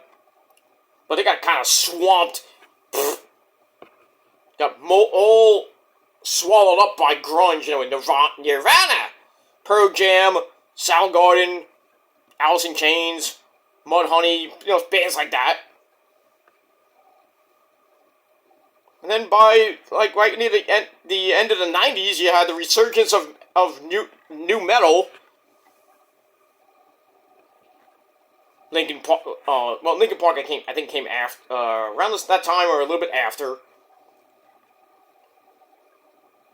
Such great shit. But 80s were just the greatest. 2000s, you had the new wave of British heavy metal with Lamb of God. Iron Maiden started making a comeback. Great bands coming out. In This Moment came out in 2005. All those great bands of metal was really making a comeback. Was just branching off into different genres. Like you get Viking metal. You had Norwegian metal, New Wobble, which is new wave of British heavy metal. Ozzy was still kicking ass. All these Judas Priests. And then you started getting new bands like Lamb of God, Sepultura, Earth Crisis, Soulfly, Disturbed came out around the late 90s, which still kick ass. Like I said, In This Moment came around. A lot of other great bands. So 2000 weren't a bad decade for music or TV shows. The Osbournes came around, the start of reality TV, which kind of killed MTV. So Which still, we don't have any freaking music channels at all showing music videos. Yeah, we do. We got YouTube. YouTube's not a music channel. Oh, YouTube Music, but that doesn't count. That doesn't count. It has to be actually, we can all see it. Everybody can see it. Even your mom. But, not on TV. There's no music television channels. I don't know why we still have the MTV Video Music Awards. Makes no freaking sense. We don't see any music videos. It's like, why do we have the Grammys? There's no music videos. We can't see it unless we're on YouTube. Or on the band's website.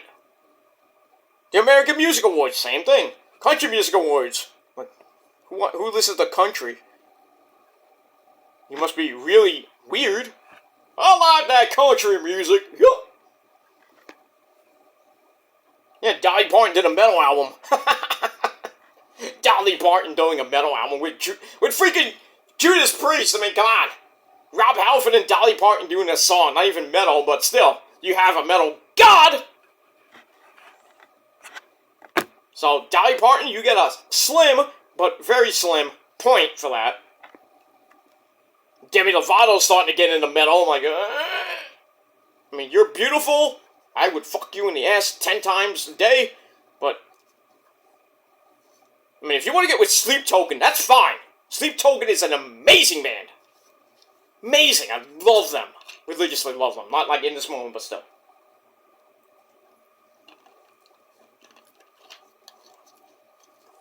But still. Demi Lovato coming, starting to get into the metal world. I mean, if Lady Gaga can sing with Metallica at the Grammys, even though the Grammys fucked that performance up. If Lady Gaga can be a metalhead, so can Demi Lovato. But as far as you go, Mr. Bieber, you can rot in hell, you son of a bitch. Go back to Canada and suck dick, okay? Because you fucking suck. And you are the Antichrist of pop and heavy metal. Fuck you. And fuck your fans too. Get out of here. Get the hell out of the music realm. For the love of God. We kicked Celine Dion to the curb, thank the Lord for that. Now, I'm gonna kick you out. You're basically done. You're washed, you're done, it's over. Fuck out of here. Get out of here. And freaking Miley Cyrus wants to try to get in the metal. I mean, she did a couple of covers here and there, some of them were like, eh. I mean, she covered Nothing Else Matters on the Howard Stern show, and I was like, ugh. I almost puked my guts out. Then she's up on stage with Billy Idol singing Rebel Yell, basically freaking Billy Idol can be her dad, and she probably fuck her. I mean, he's like 70 something, but who cares? But Miley Cyrus is a fucking slut.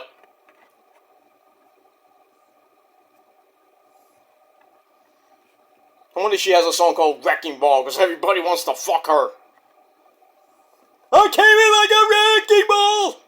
Yeah, my pussy is so hurting!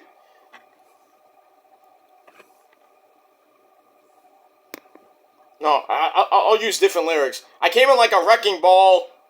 I'll make your balls fall off. Or something like that. I'll give you blue balls. I can't stand Miley Cyrus now. I can't. Don't buy me flowers. Shut the fuck up. Yeah, but Rosa likes her. Fuck you.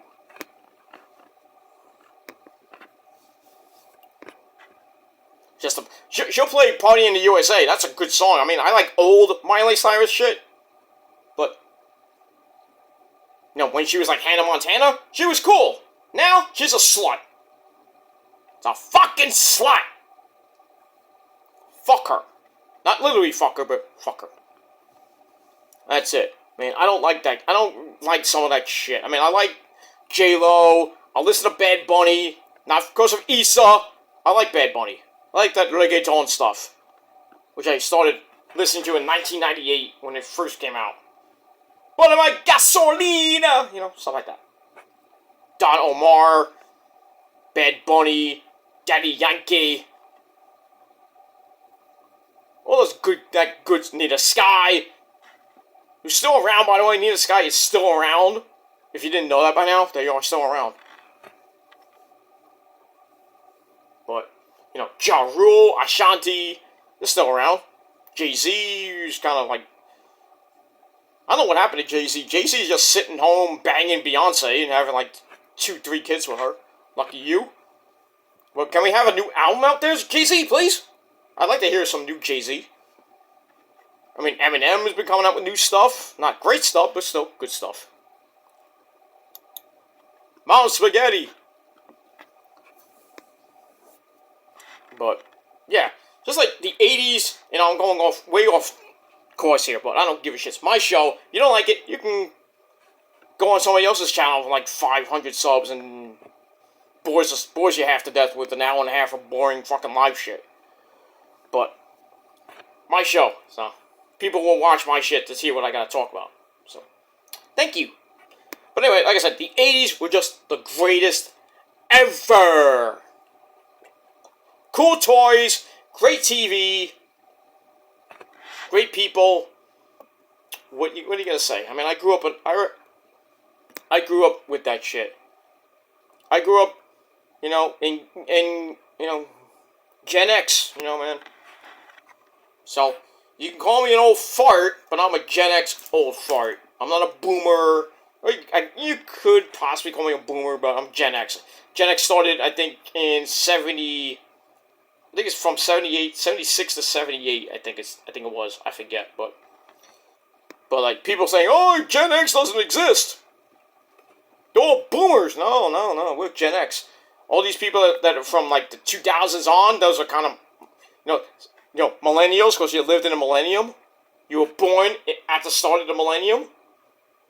But you can't call people from the 90s millennials. No, not even 80s or 70s. Gotta call us Gen X or / boomers. Or Gen Y, whatever it is now. But still, saying that millennials is from the 90s? Nope! No. You have no argument there. Oh, the Backstreet Boys album came out in 1998. No, it actually did not.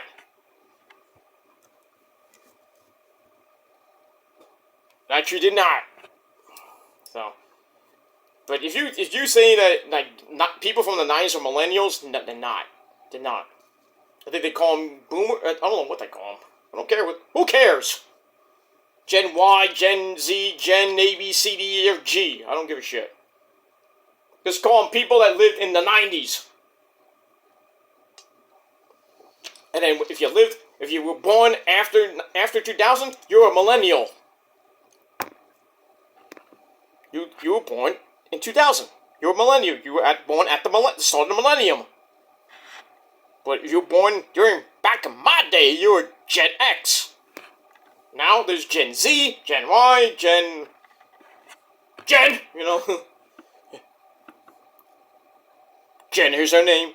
Jen. That's another good 80s TV show. I'll not be the same. Jen is your name. Jen.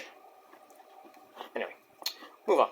Alright, but like I said, the 80s were good shit. I mean, so they come out, so the Bang Bang Club come out on big wheels with car blades. Good shit. They come out, they take on Hangman Adam Page, so they're all out there causing havoc. Not Jessica Havoc, but Havoc. So, pretty good match. We got a swinging rock bottom by Jay White for a near fall. Then we get a rest period with a 1905 chinlock. That gets broken up. Page knocks Jay White silly again. Tries to go for the buckshot lariat. A little bit still early for that. So Jay White grabs a downward spiral into a German suplex for a near fall. Hangman comes back with a dead eye. Goes for the cover, but the Bang Bang Club come out and offer the distraction, and then Prince Nana comes out with his crown.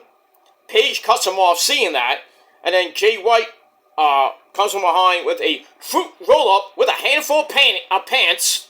Well, I would say panties, but underwear. Roll up with a handful of underwear. 1, 2, 3 in under 18.5 minutes. Jay White still holding that AEW World Heavyweight Championship he stole from MJF. So he gets the win. Match was pretty good. 3.25 out of 5 stars. So the Adam Page Swerve storyline continues on. And that's that. After the match, Adam Page chases Nana off to the back, and then MJF, Maxwell Jacob Fartknocker, comes out to face off against Jay White and the Bullet Club.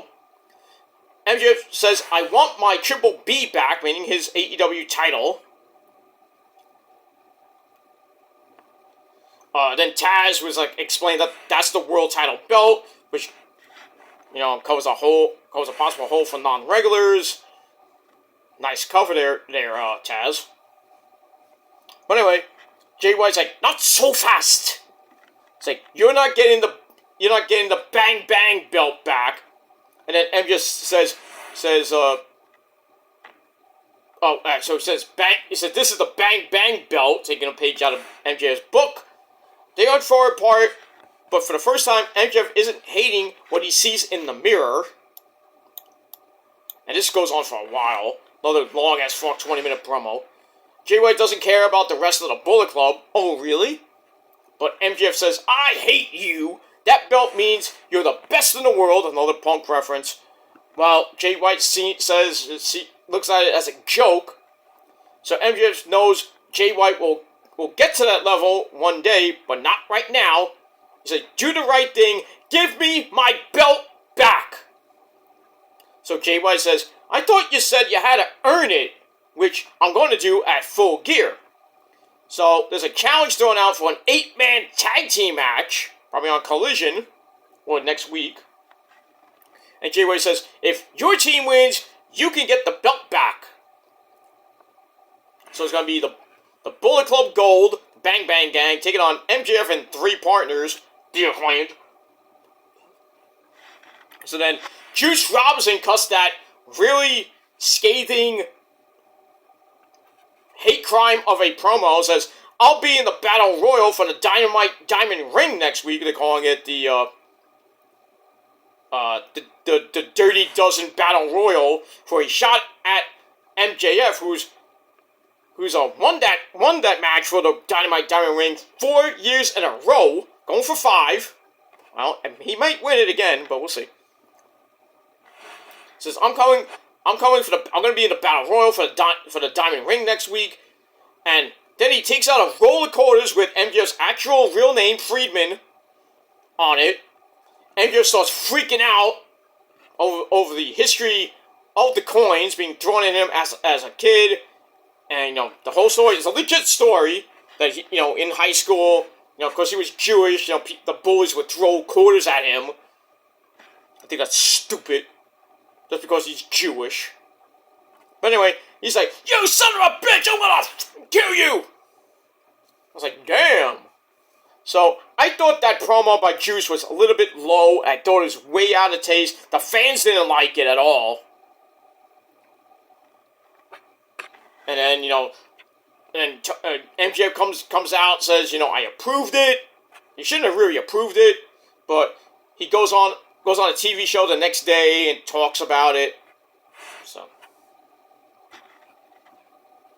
I still think it was really in bad taste. I know you're trying to get over and everything, but, going that low and really basically committing a hate crime by talking about the guy's religion and shit, that did not sit well with me.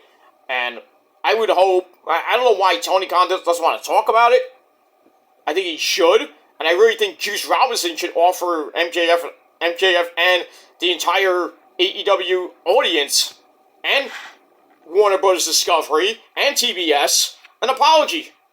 It's like, it was in bad taste, but I was trying to get over, A little bit too late now, because everybody didn't like the freaking thing. I hated the promo. I understand you're trying to get over. Say, I'm going to be in the Dynamite Diamond Ring. I'm in a Battle Royal. All you said is, like, I'm going to win. I'm going to kick your freaking ass. Or you didn't want to even go low and say, I'm going to kick your dirty ass. You know, say the J-E-W word. I'm not going to say it, but, you know, you could have made fun of him being a Jew, but still. Not that way. Bring it out the quarters. I'm like, but just say, I'm going to kick your ass. That's it. You don't have to go racial and go, you know, commit a hate crime, basically. That just didn't sit well with me at all. But, I mean, it is what it is. So we'll see what happens in this Dirty Dozen Battle Royal next week. And the winner will face MJF, I assume, either next week on Rampage or Collision for the Dynamite Diamond Ring. And see if MJF can make it 5 years in a row. And that's that. Then we get part 2 of Toni Storm's movie in picture-in-picture. You know, she's basically being weird. You know, she's like looking out the window. She's like she's talking, but you can't hear her talk. And then she gets on like a couch. She's like, she's like driving like this. I'm like, what are you doing? Being weird. They should have just had this in full screen, not picture-in-picture, because I thought it was hilarious. But still, I mean, it is what it is. Alright, so I get that 2.25 out of 5 stars. Then we go to the women at the death slot. And that, this match was going head-to-head with Lola Vice, respectfully, against, who she faced? Danny Palmer, my girl Danny Palmer. And Lola Vice won to go to the semifinals. So, on the AEW side, for the Women's Championship, we had Paige, Saraya Knight, taking on the #1 contender and two-time AEW Women's Champion, Hikaru Shida. So Paige comes out by herself for now. They go to the outside, get a big cat fight! And then they go outside, and then some black person, somebody in a black costume comes out as a production worker and tries to attack Shida. But then Toni Storm comes out with her shoe. Watch out for the shoe. It's like hits this person in the back with a shoe. She takes off the mask, and it's Ruby Soho. So chases her out of the building, basically, out to the crowd. Go to break, come back. They go back and forth again. Shida hits Meteor off the apron, connects for a near fall back inside. And then Saraya comes back with a quick nightcap. I like a quick nightcap with her. Anyway, she gets a near fall on that. Then she grabs the kendo stick. The referee ain't gonna like that. But, so the referee's trying to get it out of her hand, causes a distraction, and then she grabs the spray paint so she can spray Shida with it, and she kind of does, blinds her a little bit, hits the nightcap, and I was like, oh, she retained, right? Wrong. Somehow, Shida kicked out of that too. And then Shida comes back, scores with a Falcon Arrow, she did the deed and all that good shit, gets a near fall out of that. Then we got an exchange of fruit roll-ups. But eventually, Shida wins that battle of the roll-ups. And 1, 2, 3, we have a new AEW Women's Champion for the 3rd time. The first woman in AEW history to get the belt for 3 times. So, Hikaru Shida, even after losing the belt about a month ago, in London at All In that Fatal 4-Way match where Saraya won the belt in her home country to make her happy. She wins the belt. Now she's a 3-time champ. And I really hope this time she holds it a long time. I don't want the title to be a hot potato. I don't. So I think Shida will hold the belt for a little bit. Maybe a couple months. I shouldn't say a month, but a couple months hopefully. Maybe 2 to 4 months max. Depending on who her first challenger is, which will probably be Paige, get a rematch.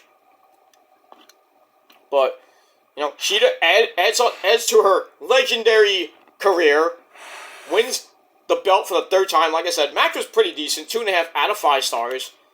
And that's it. And we move on. Alright, then we see Chris Jericho being taken to the hospital. So there you go. Then we go to commentary where Excalibur, Taz, and Tony Schiavone, they announced that AEW is donating 50,000 toys, AEW toys, to Toys for Tots. But it's not even Christmas yet. But it's very nice that Tony Khan did that, so good job, Tony. But remember, Tony, that's a good thing. But close your mouth, calm down, run your show. Don't worry about WWE and them beating you by not even by a country mile in the ratings. Don't worry about them. You're the best company in the world right now. Just worry about your show and your company. That's it. Don't worry about going on Twitter talking a bunch of fucking marks. Worry about yourself. Don't even hop on Twitter, your Twitter machine, or any social media, and just shut your mouth. If these marks say whatever basically WWE marks say whatever the hell they want. They know who's better, and that's AEW. They can say, Roman will always be, the GOAT of WWE. There is no GOAT of AEW next to MJF. But still, wrestling-wise, AEW has the better wrestling show, in my opinion. They have a pretty damn good roster. I mean, WWE does have a good roster, too, besides Roman and a few others. I mean, they have a pretty decent women's division. AEW, their women's division is not bad, but, you don't see a lot of people there. Basically, Shida, Ruby Soho, Paige, Toni Storm. You occasionally get Penelope Ford, Allie the Bunny, I don't know where she went. An occasional Nyla Rose signing, Marina Shafir, Sky Blue, almost said Corey J. Sky Blue, Willow Nightingale, occasionally on the shows. Kiera Hogan is part of Ring of Honor. Ring of Honor needs some women besides Athena and Billy Starks. I mean, come on. But now you got Mercedes Martinez, you got Diamante. Lady Frost has signed with AEW now, so she's going to be on maybe in Ring of Honor and AEW in the women's roster. Who else? Trish Adora was part of Ring of Honor, which is nice. Miranda Alizé was part of Ring of Honor for a little bit. And Angelina Love. Well, now she's in a different promotion. I don't know if she's doing anything with NWA. But, she was there for a cup of coffee. She was back and forth, but, But I think they need to build more women in that division. Maybe get a certain woman named Mandy Rose. Not Mandy Rose. Why am I saying Mandy Rose? Woohoo! Mandy Leone. It's Mandy, but not Mandy Rose. Mandy Leone could come back, because she was a champion there. I would say Kelly Klein, but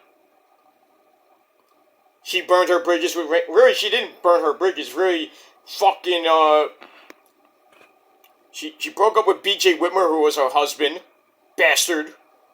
And then, Joey Mercury fucked her over. And what happens next? She got kicked out of Ring of Honor. I think for basically no apparent reason. You can watch my rant on my rant channel about, my Ring of Honor rant. It's only my first... I only done one rant on Ring of Honor, and that was that rant. Because I hated how they treated Kelly Klein, how she got fired. She shouldn't have got fired. Because she was great in Ring of Honor. Great reign as champ. Undefeated at the time, and then she finally lost, I think, to Mandy Leone. I forget who she lost to, but my sweetheart. But then she got fucked over, and then she hasn't been in wrestling since. I mean, it is what it is. I would love for Ring of Honor to bring back Serena Deeb. I don't know where she's been lately. I know she got injured about maybe a year or so ago. Maybe I think she's recovered, but she has nothing to do. Unless she's doing the indies. I don't know.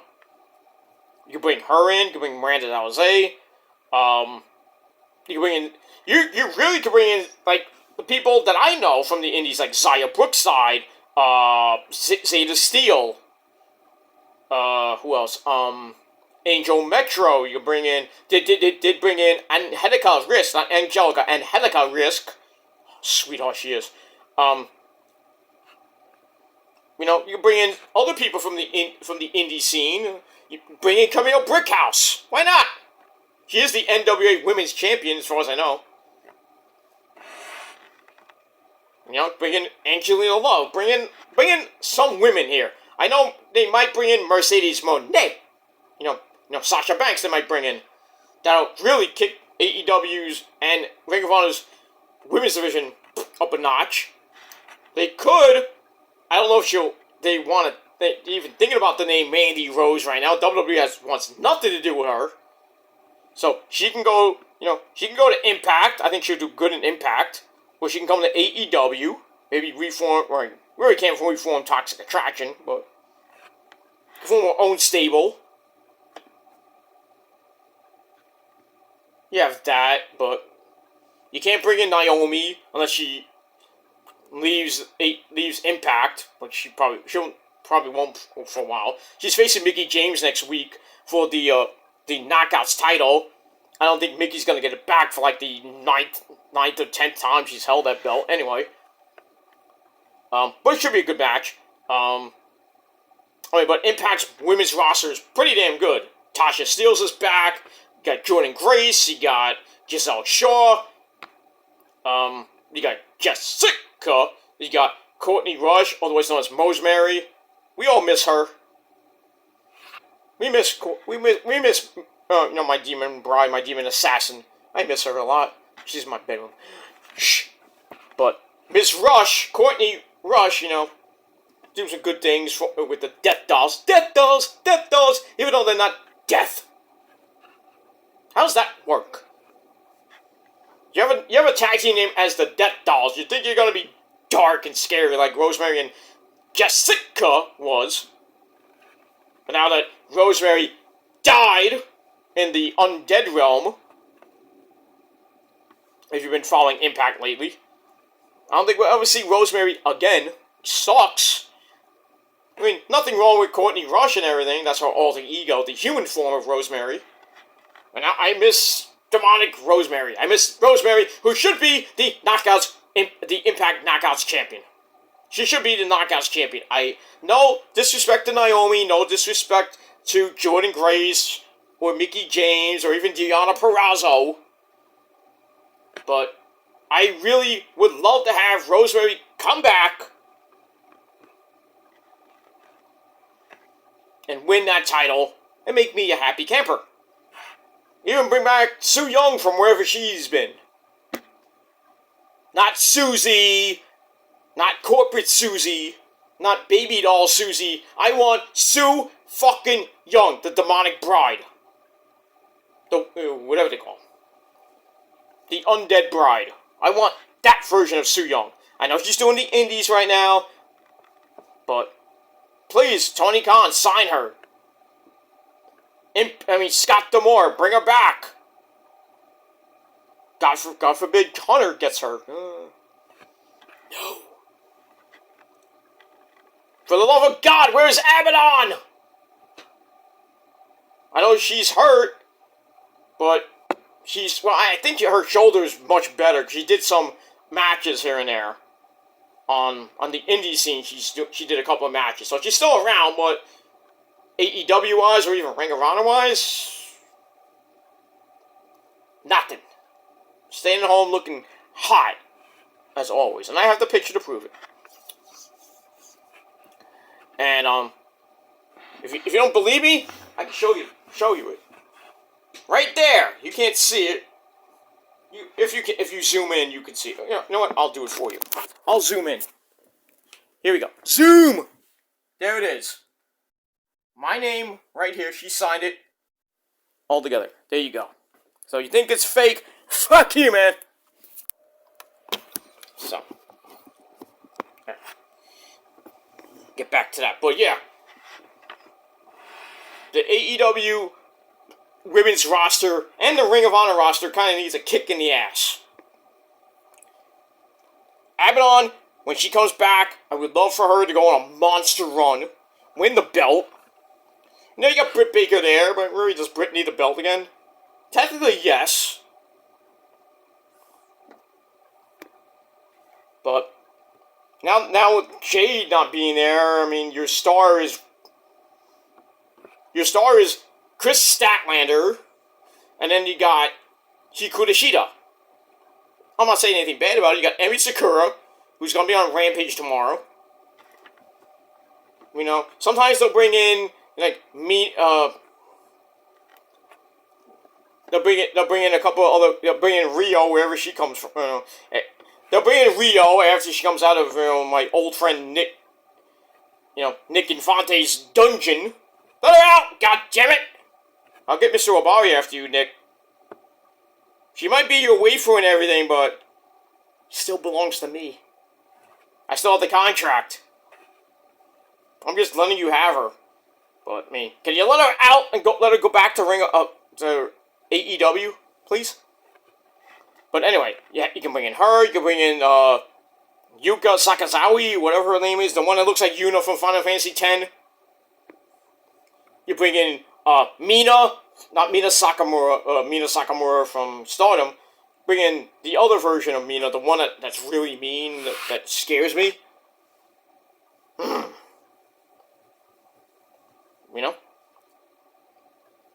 I heard that Mariah May might be coming to AEW. She was in NWA, doing backstage interviews, or I don't know what she's doing. They might bring in her. Okay, that's nice and all. Maybe they should bring in Gia. The former New Japan. I don't know if she won the belt back, but I don't know. I know there's an IWGP Women's Champion. It's Tom Nakano, I think. I have to look that up. But they could bring in the former champion, which is Gia. Not Giselle. I just think it's Gia. They could bring in her. Can't bring in Kairi because she's on SmackDown. Sorry. I would have loved for Kairi to go to AEW. Her and Shida could have formed a mean freaking Japanese team. You have the Pirate and you have Hikaru Shida. Can't call them the Sky Pirates, you can't call them something else.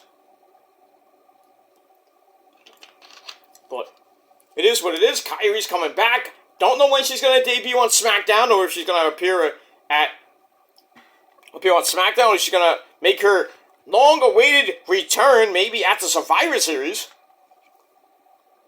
But as long as she's on SmackDown, far away from that fat bitch Nia, Jax, I'm happy.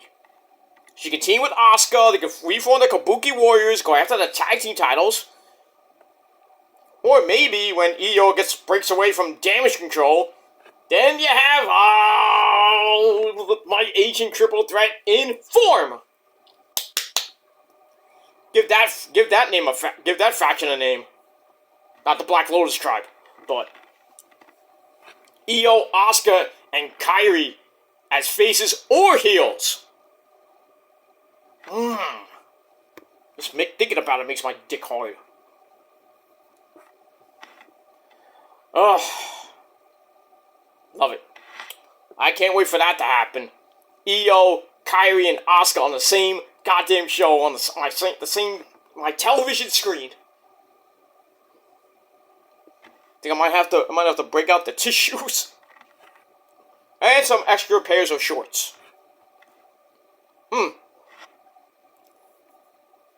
I can't wait for that, man. I cannot wait. I would like to see Kairi versus Io one-on-one. That would be epic. And they can talk Japanese too. You want to hear Kairi go baka. Anything like that. Maybe she might. I don't know. Have you heard her do promos lately in Japan? She's on Asuka level, baka baka baka baka. And then Io's just like, bitch!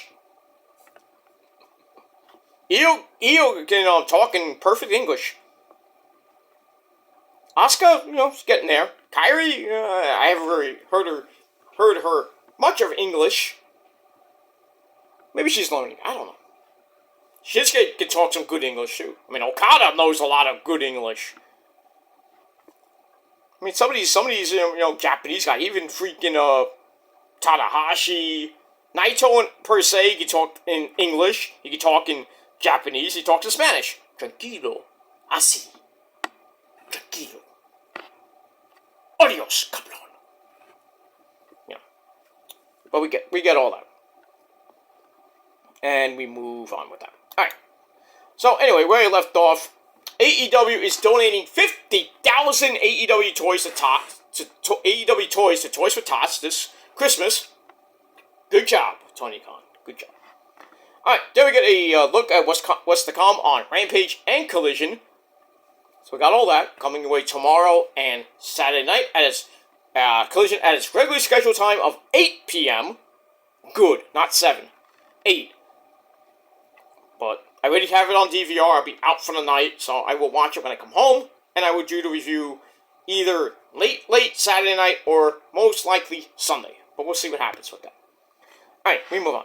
Alright, then we see Don Callis. He has a surprise, which involves doing Sammy Guevara's sign deal during picture-in-picture. I didn't get what it said anyway. I don't even think we saw it. Maybe Sammy's coming back. Whoop-de-doo. But we move on. And that's it. Alright, then we go to the back.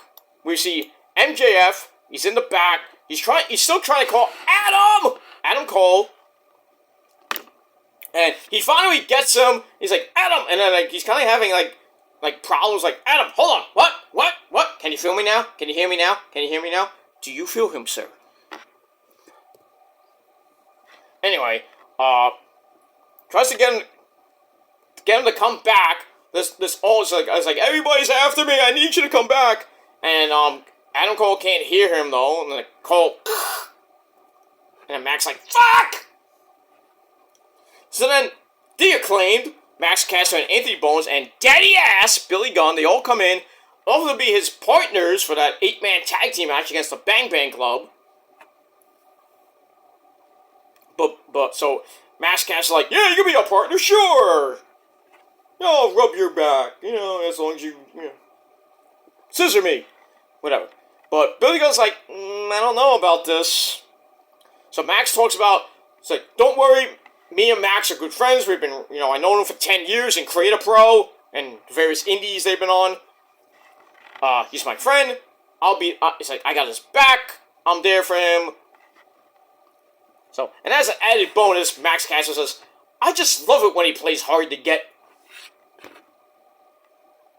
Still playing off that Twitter thing he's doing with him and Maxwell Jacob Friedman. Creepy. It is creepy. I know Max Caster is gay. I know it's all might be all in good fun, but it's kind of creepy what you've been saying to him. I don't know. Max swings that Maxwell Jacob Friedman Fartknocker goes that way because I know he's been with a lot of rats lately. I don't know if he swings for that fence. Nothing wrong with it, but just saying. Creepy. But anyway, move on. Alright, so I gave that 3 out of 5 stars. Alright, then we go to your main event of the evening, but before we get to the main event, we have Christian!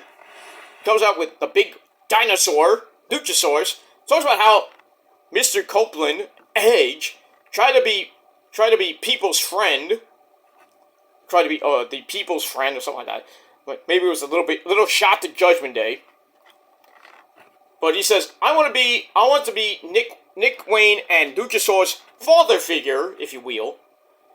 He says Edge wants to reform the team with him and end their careers together. But where was that a few years ago? Well, you weren't in WWE that long ago, dude. You came back for the Royal Rumble, then you left. Anyway, he's like, I was a more talented one while Adam was getting pushed to the moon and got squashed by Roman Reigns. Ha ha! Alright, so Christian says, I have a lot of fans around the world, like Adam, like Edge's wife, Beth fucking Phoenix. Oh, here we go. Savage time. But he says, for now, don't worry, because after Luchasaurus wrecks Adam Copeland, then he basically tells Lyric and Ruby, Beth Phoenix's daughters and Edge's daughters, that they're gonna actually have a father again, because Edge will be gone.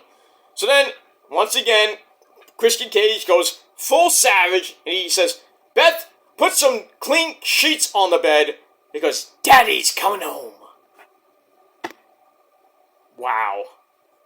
Savage, man. That is just pure freaking savagery by Christian Cage. I really like this version of Christian Cage. He is so good.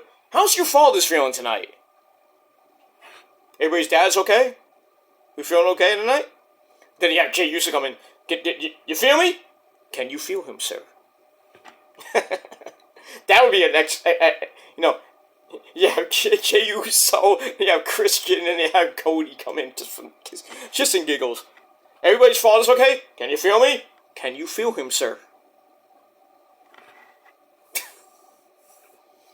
That would be hilarious. A hilarious promo in itself. But I digress. Alright, move on. Alright, so I gave Christian's promo 3.25 out of 5 stars. Then we go to the main event. Luchasaurus taking on Edge. So Luchasaurus comes out. Nick Wayne gets involved right away, grabs the foot. After that whole thing where Christian was bad-mouthing Beth fucking Phoenix, Edge comes bolting out through his entrance. Tries to beat the crap out of Christian, but Christian, hightailed it. And then Nick Wayne pops up, grabs Adam Copeland's leg. Luchasaurus hits a big, hard lariat right before the bell. And looked like Adam Copeland was not going to make it through the match, because, with his neck problems and concussions and shit like that. But he's like, ring the fucking bell! So we get to the match. Luchasaurus tombstones him for a near fall. He starts beating away at Edge. Edge eventually comes back during the match. We get he goes for the spear, but Nick Wayne wedges a chair in a corner. Edge spears the freaking chair. As far as there's no DQ on that, but anyway. They go to the apron. Luchasaurus loads up a chokeslam onto the ring steps, but gets caught with the Edge-O-Matic on the apron. Ow. Then a spear off the apron drops Luchasaurus again. So then Christian and Nick Wayne kind of go down the ringside, and then the referee, I think it was Bryce, I don't even know whatever referee was, gets distracted, so Adam Copeland takes the TNT title from Christian and does an Eddie Guerrero de ese 19 estilo. Why is he doing that? I don't know. Well, you remember Edge. You had major fights with Edge there, Mr. Eddie Guerrero. Yeah, I know, I won all the time, right? No, he beat you for the Intercontinental title, I think. I don't remember that. Why? I can't remember that. Oh, well. But you still had great times with him. I know, he's a good friend of mine. I liked him like a brother. He was better than that pendejo. Oh, stop it with Ray, alright? Stop it. Be cool. Easy. Get out of here. Adios, muchacho. Creepy.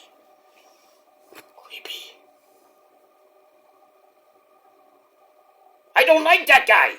You don't? He's your friend. He's your muchacho.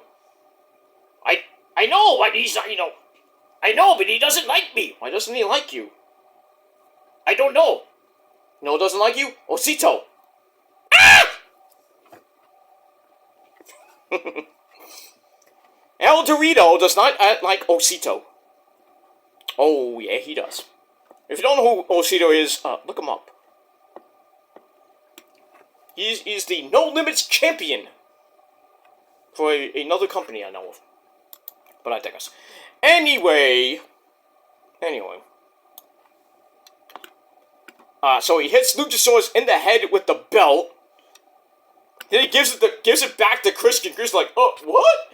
And then the referee turns around. And he's like, did you hit him with the belt? What happened? And then Edge is like in the corner like, oh. So basically, he pulled an Eddie Guerrero out of his ass. And Luchasaurus gets back up like nothing happened. So it's yelling at Christian. He's like, why'd you hit me with the belt?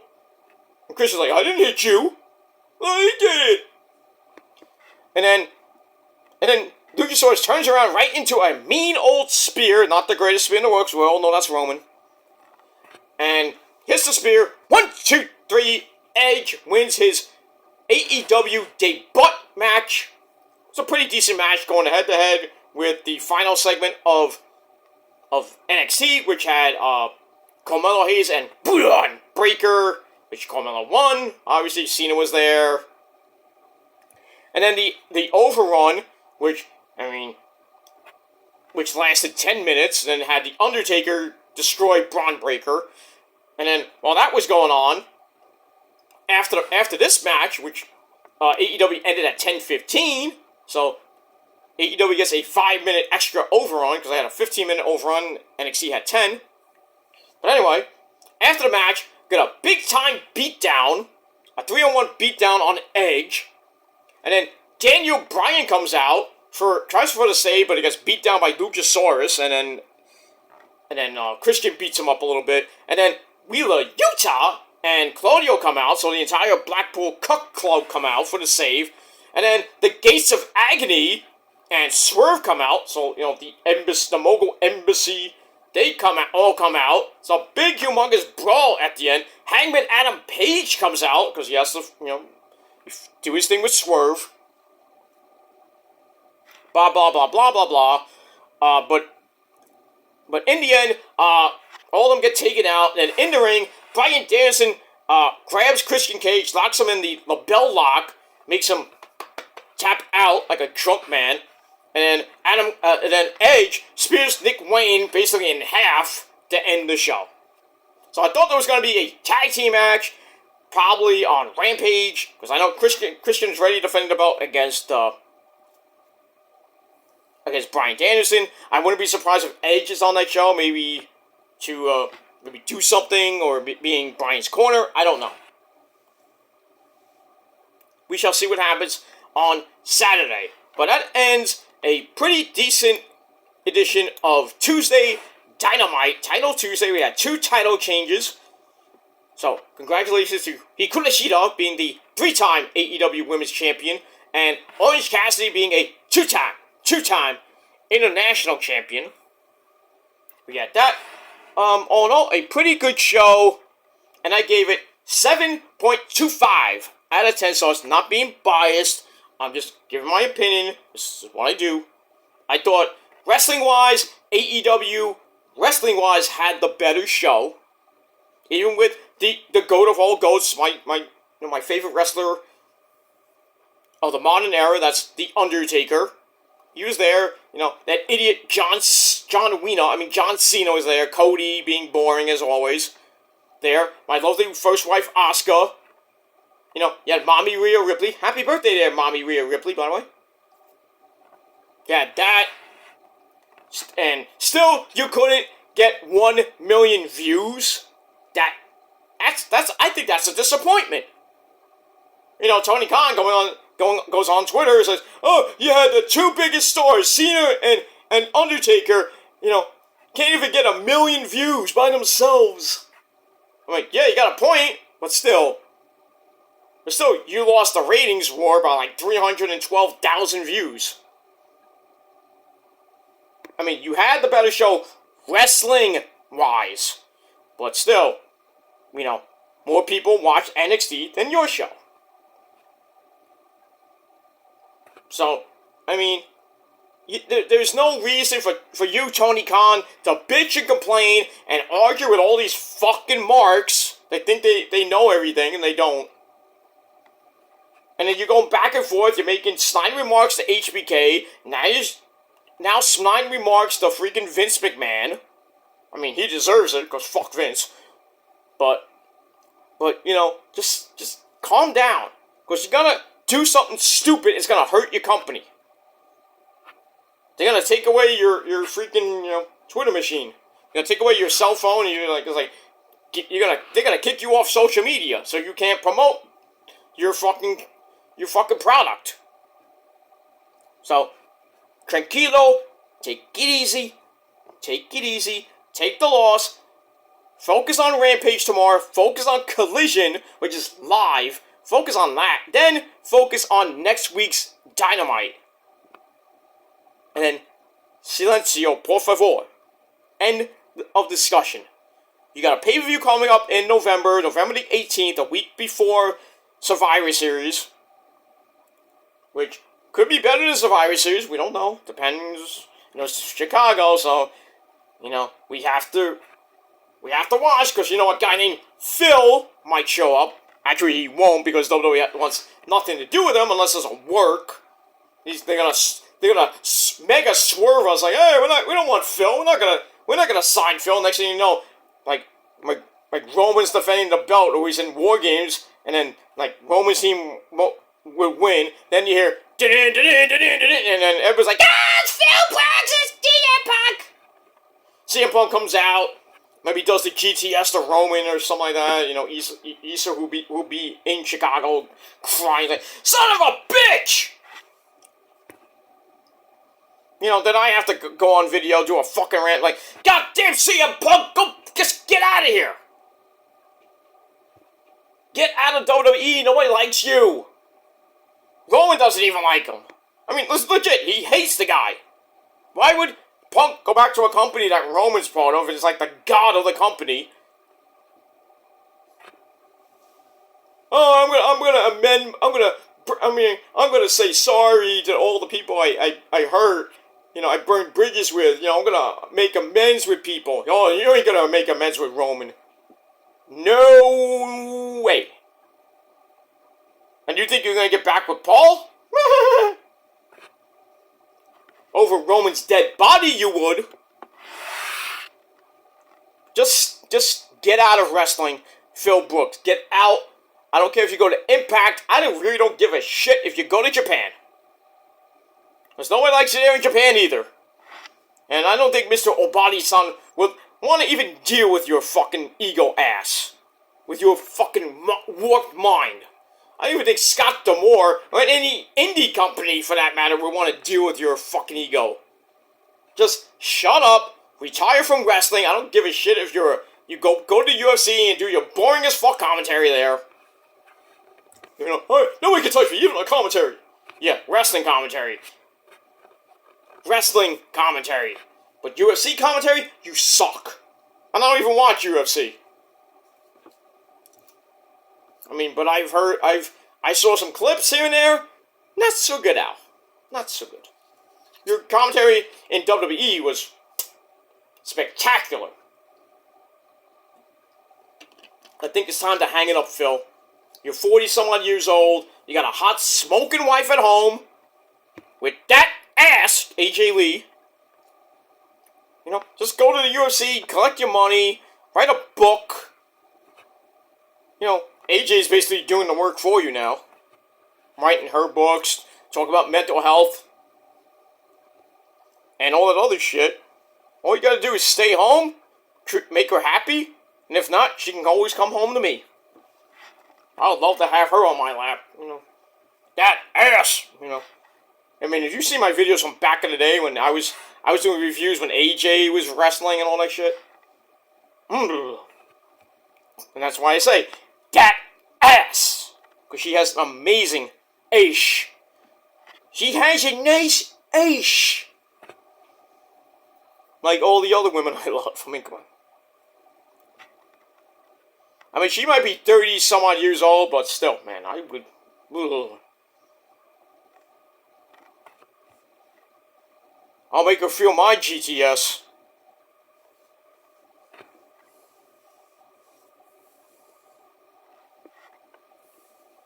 But I digress. Anyway, I gotta go. Thanks for watching, everybody. Once again, 7.25 out of 10 stars for Dynamite on Title Tuesday.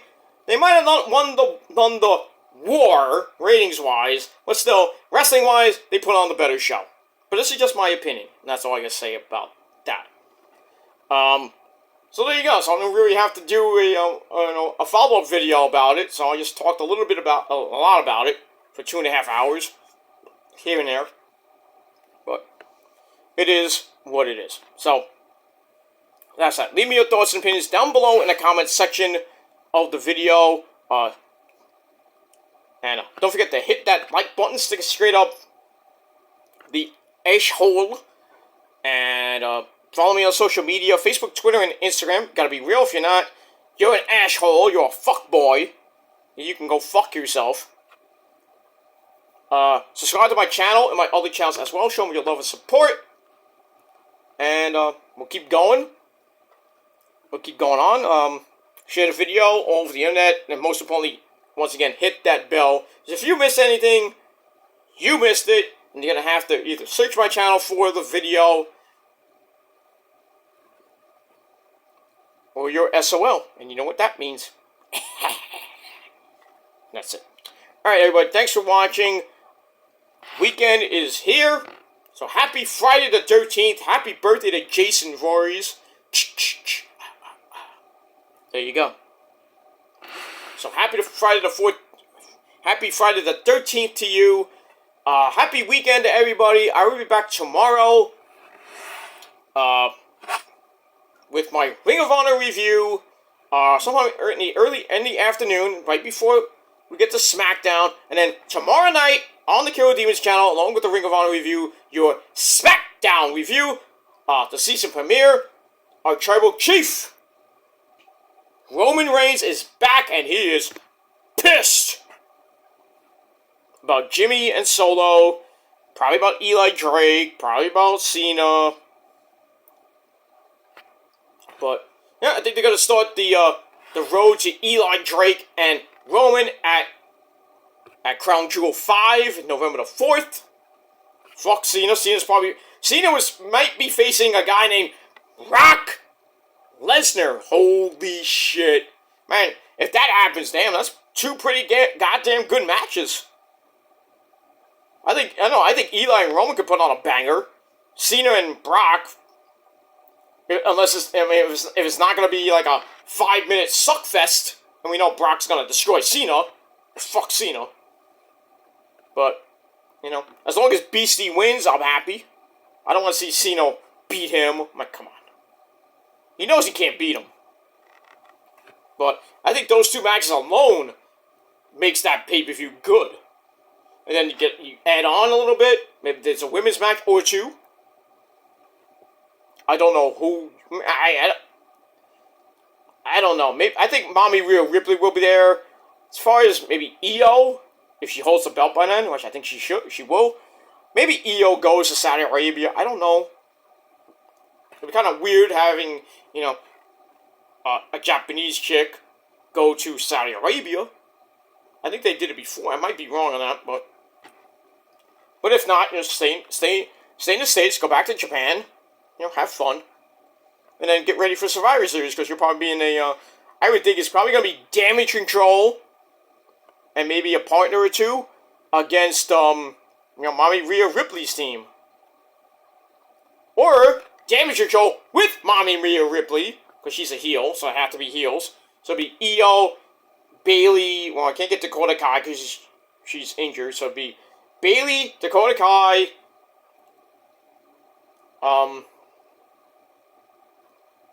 Bayley, Io, Rhea Ripley, and then two other people against, I would think, be Bianca Belair coming back. Oh, you put Nia Jax on that team, but her next to Asuka kind of frightens me. And Io, not Asuka. Well, her teaming with Asuka, that frightens me. And her going against Io in that cage, that really frightens me. Because if she does something and hurts Io in that cage match, I am going to flip. I'm going to really want Nia Jax arrested. I want her banned from wrestling and put in a hole. Not my hole, but, her hole. But a hole.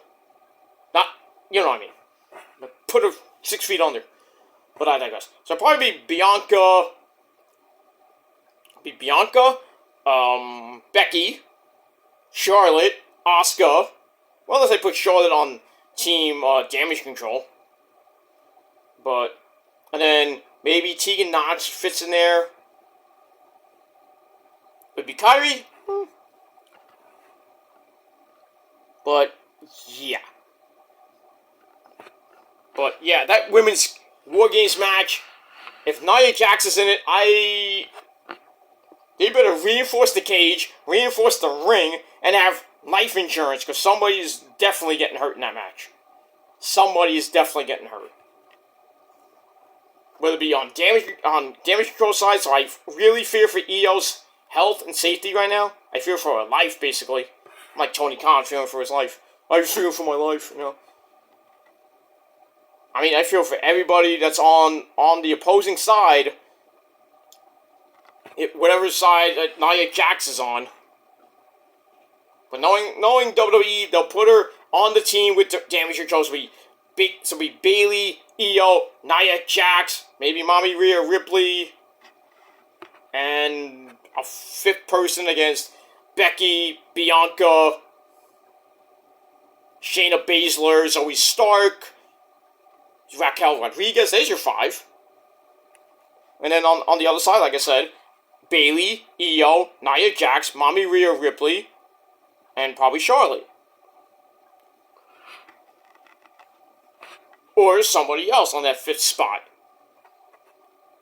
So like I said, if Nia's in the cage, forget it. Somebody get life insurance. Somebody better call the ambulance if somebody is going to the hospital.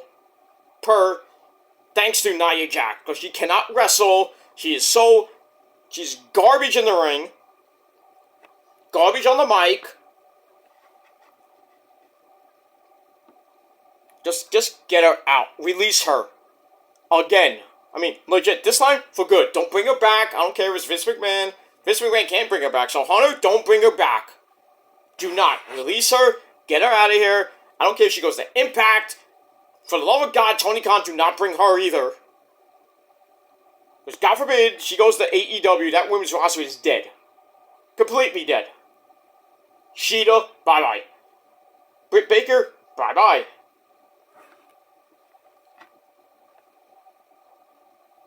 I think, when Jade Cargill comes out to the main roster, God forbid, because he's going to be on the Raw roster, guess who's on the Raw roster? Nia Jax. Unless Jade's going to be comes in as a heel, then she doesn't have to worry about it too much until the Royal Rumble.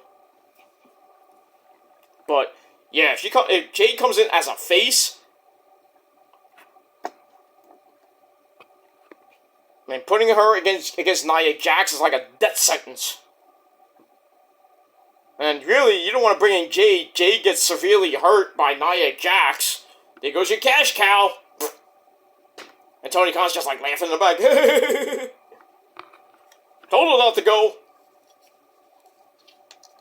Look what happened. She gets hurt by, Nia Jax. But that's all I gotta say about that. But I mean, we'll see what happens as we get to Crown Jewel. We get to Halloween Havoc. Next Tuesday is night 1, and then Halloween night 2. How fitting. And then right after that weekend is Crown Jewel 5.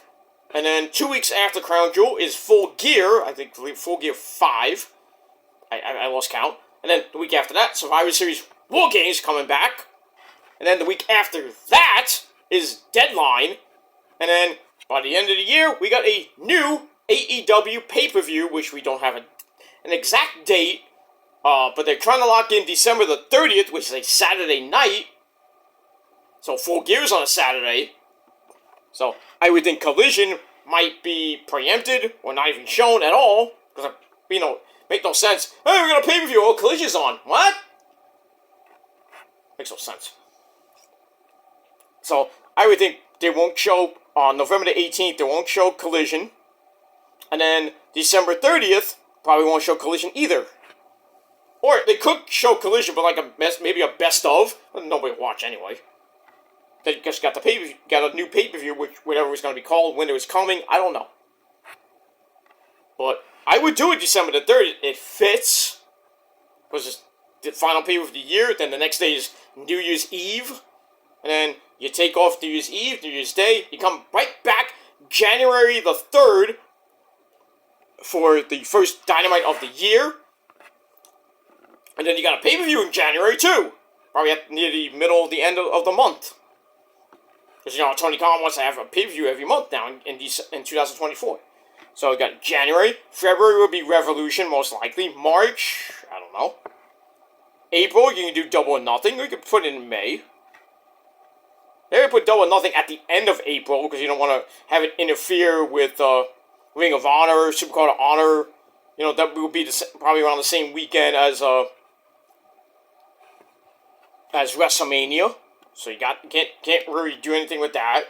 So Double or Nothing should probably be at the end of April. May, you can work around. Maybe you take the June pay-per-views, like Fight for the Fallen could be in May, and then in June, you put Forbidden Door in June. July, you maybe take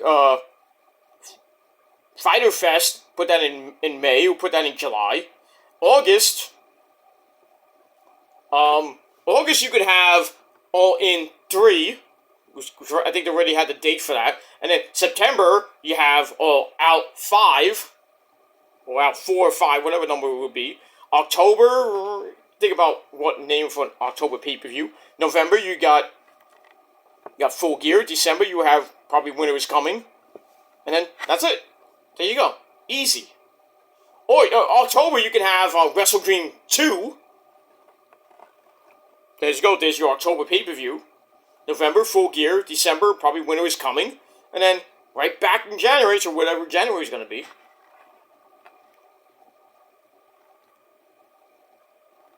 But, we have to see what Tony Khan and AEW does. How maybe Hunter and WWE counter that. Maybe we'll have two pay-per-views on the same day at the same goddamn time. What are we watching?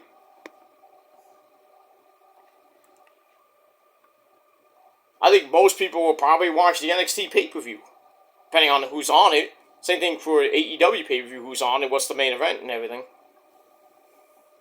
So, it's going to be exciting the rest of this year and going into next year with WWE and AEW pay-per-views possibly being on the same day.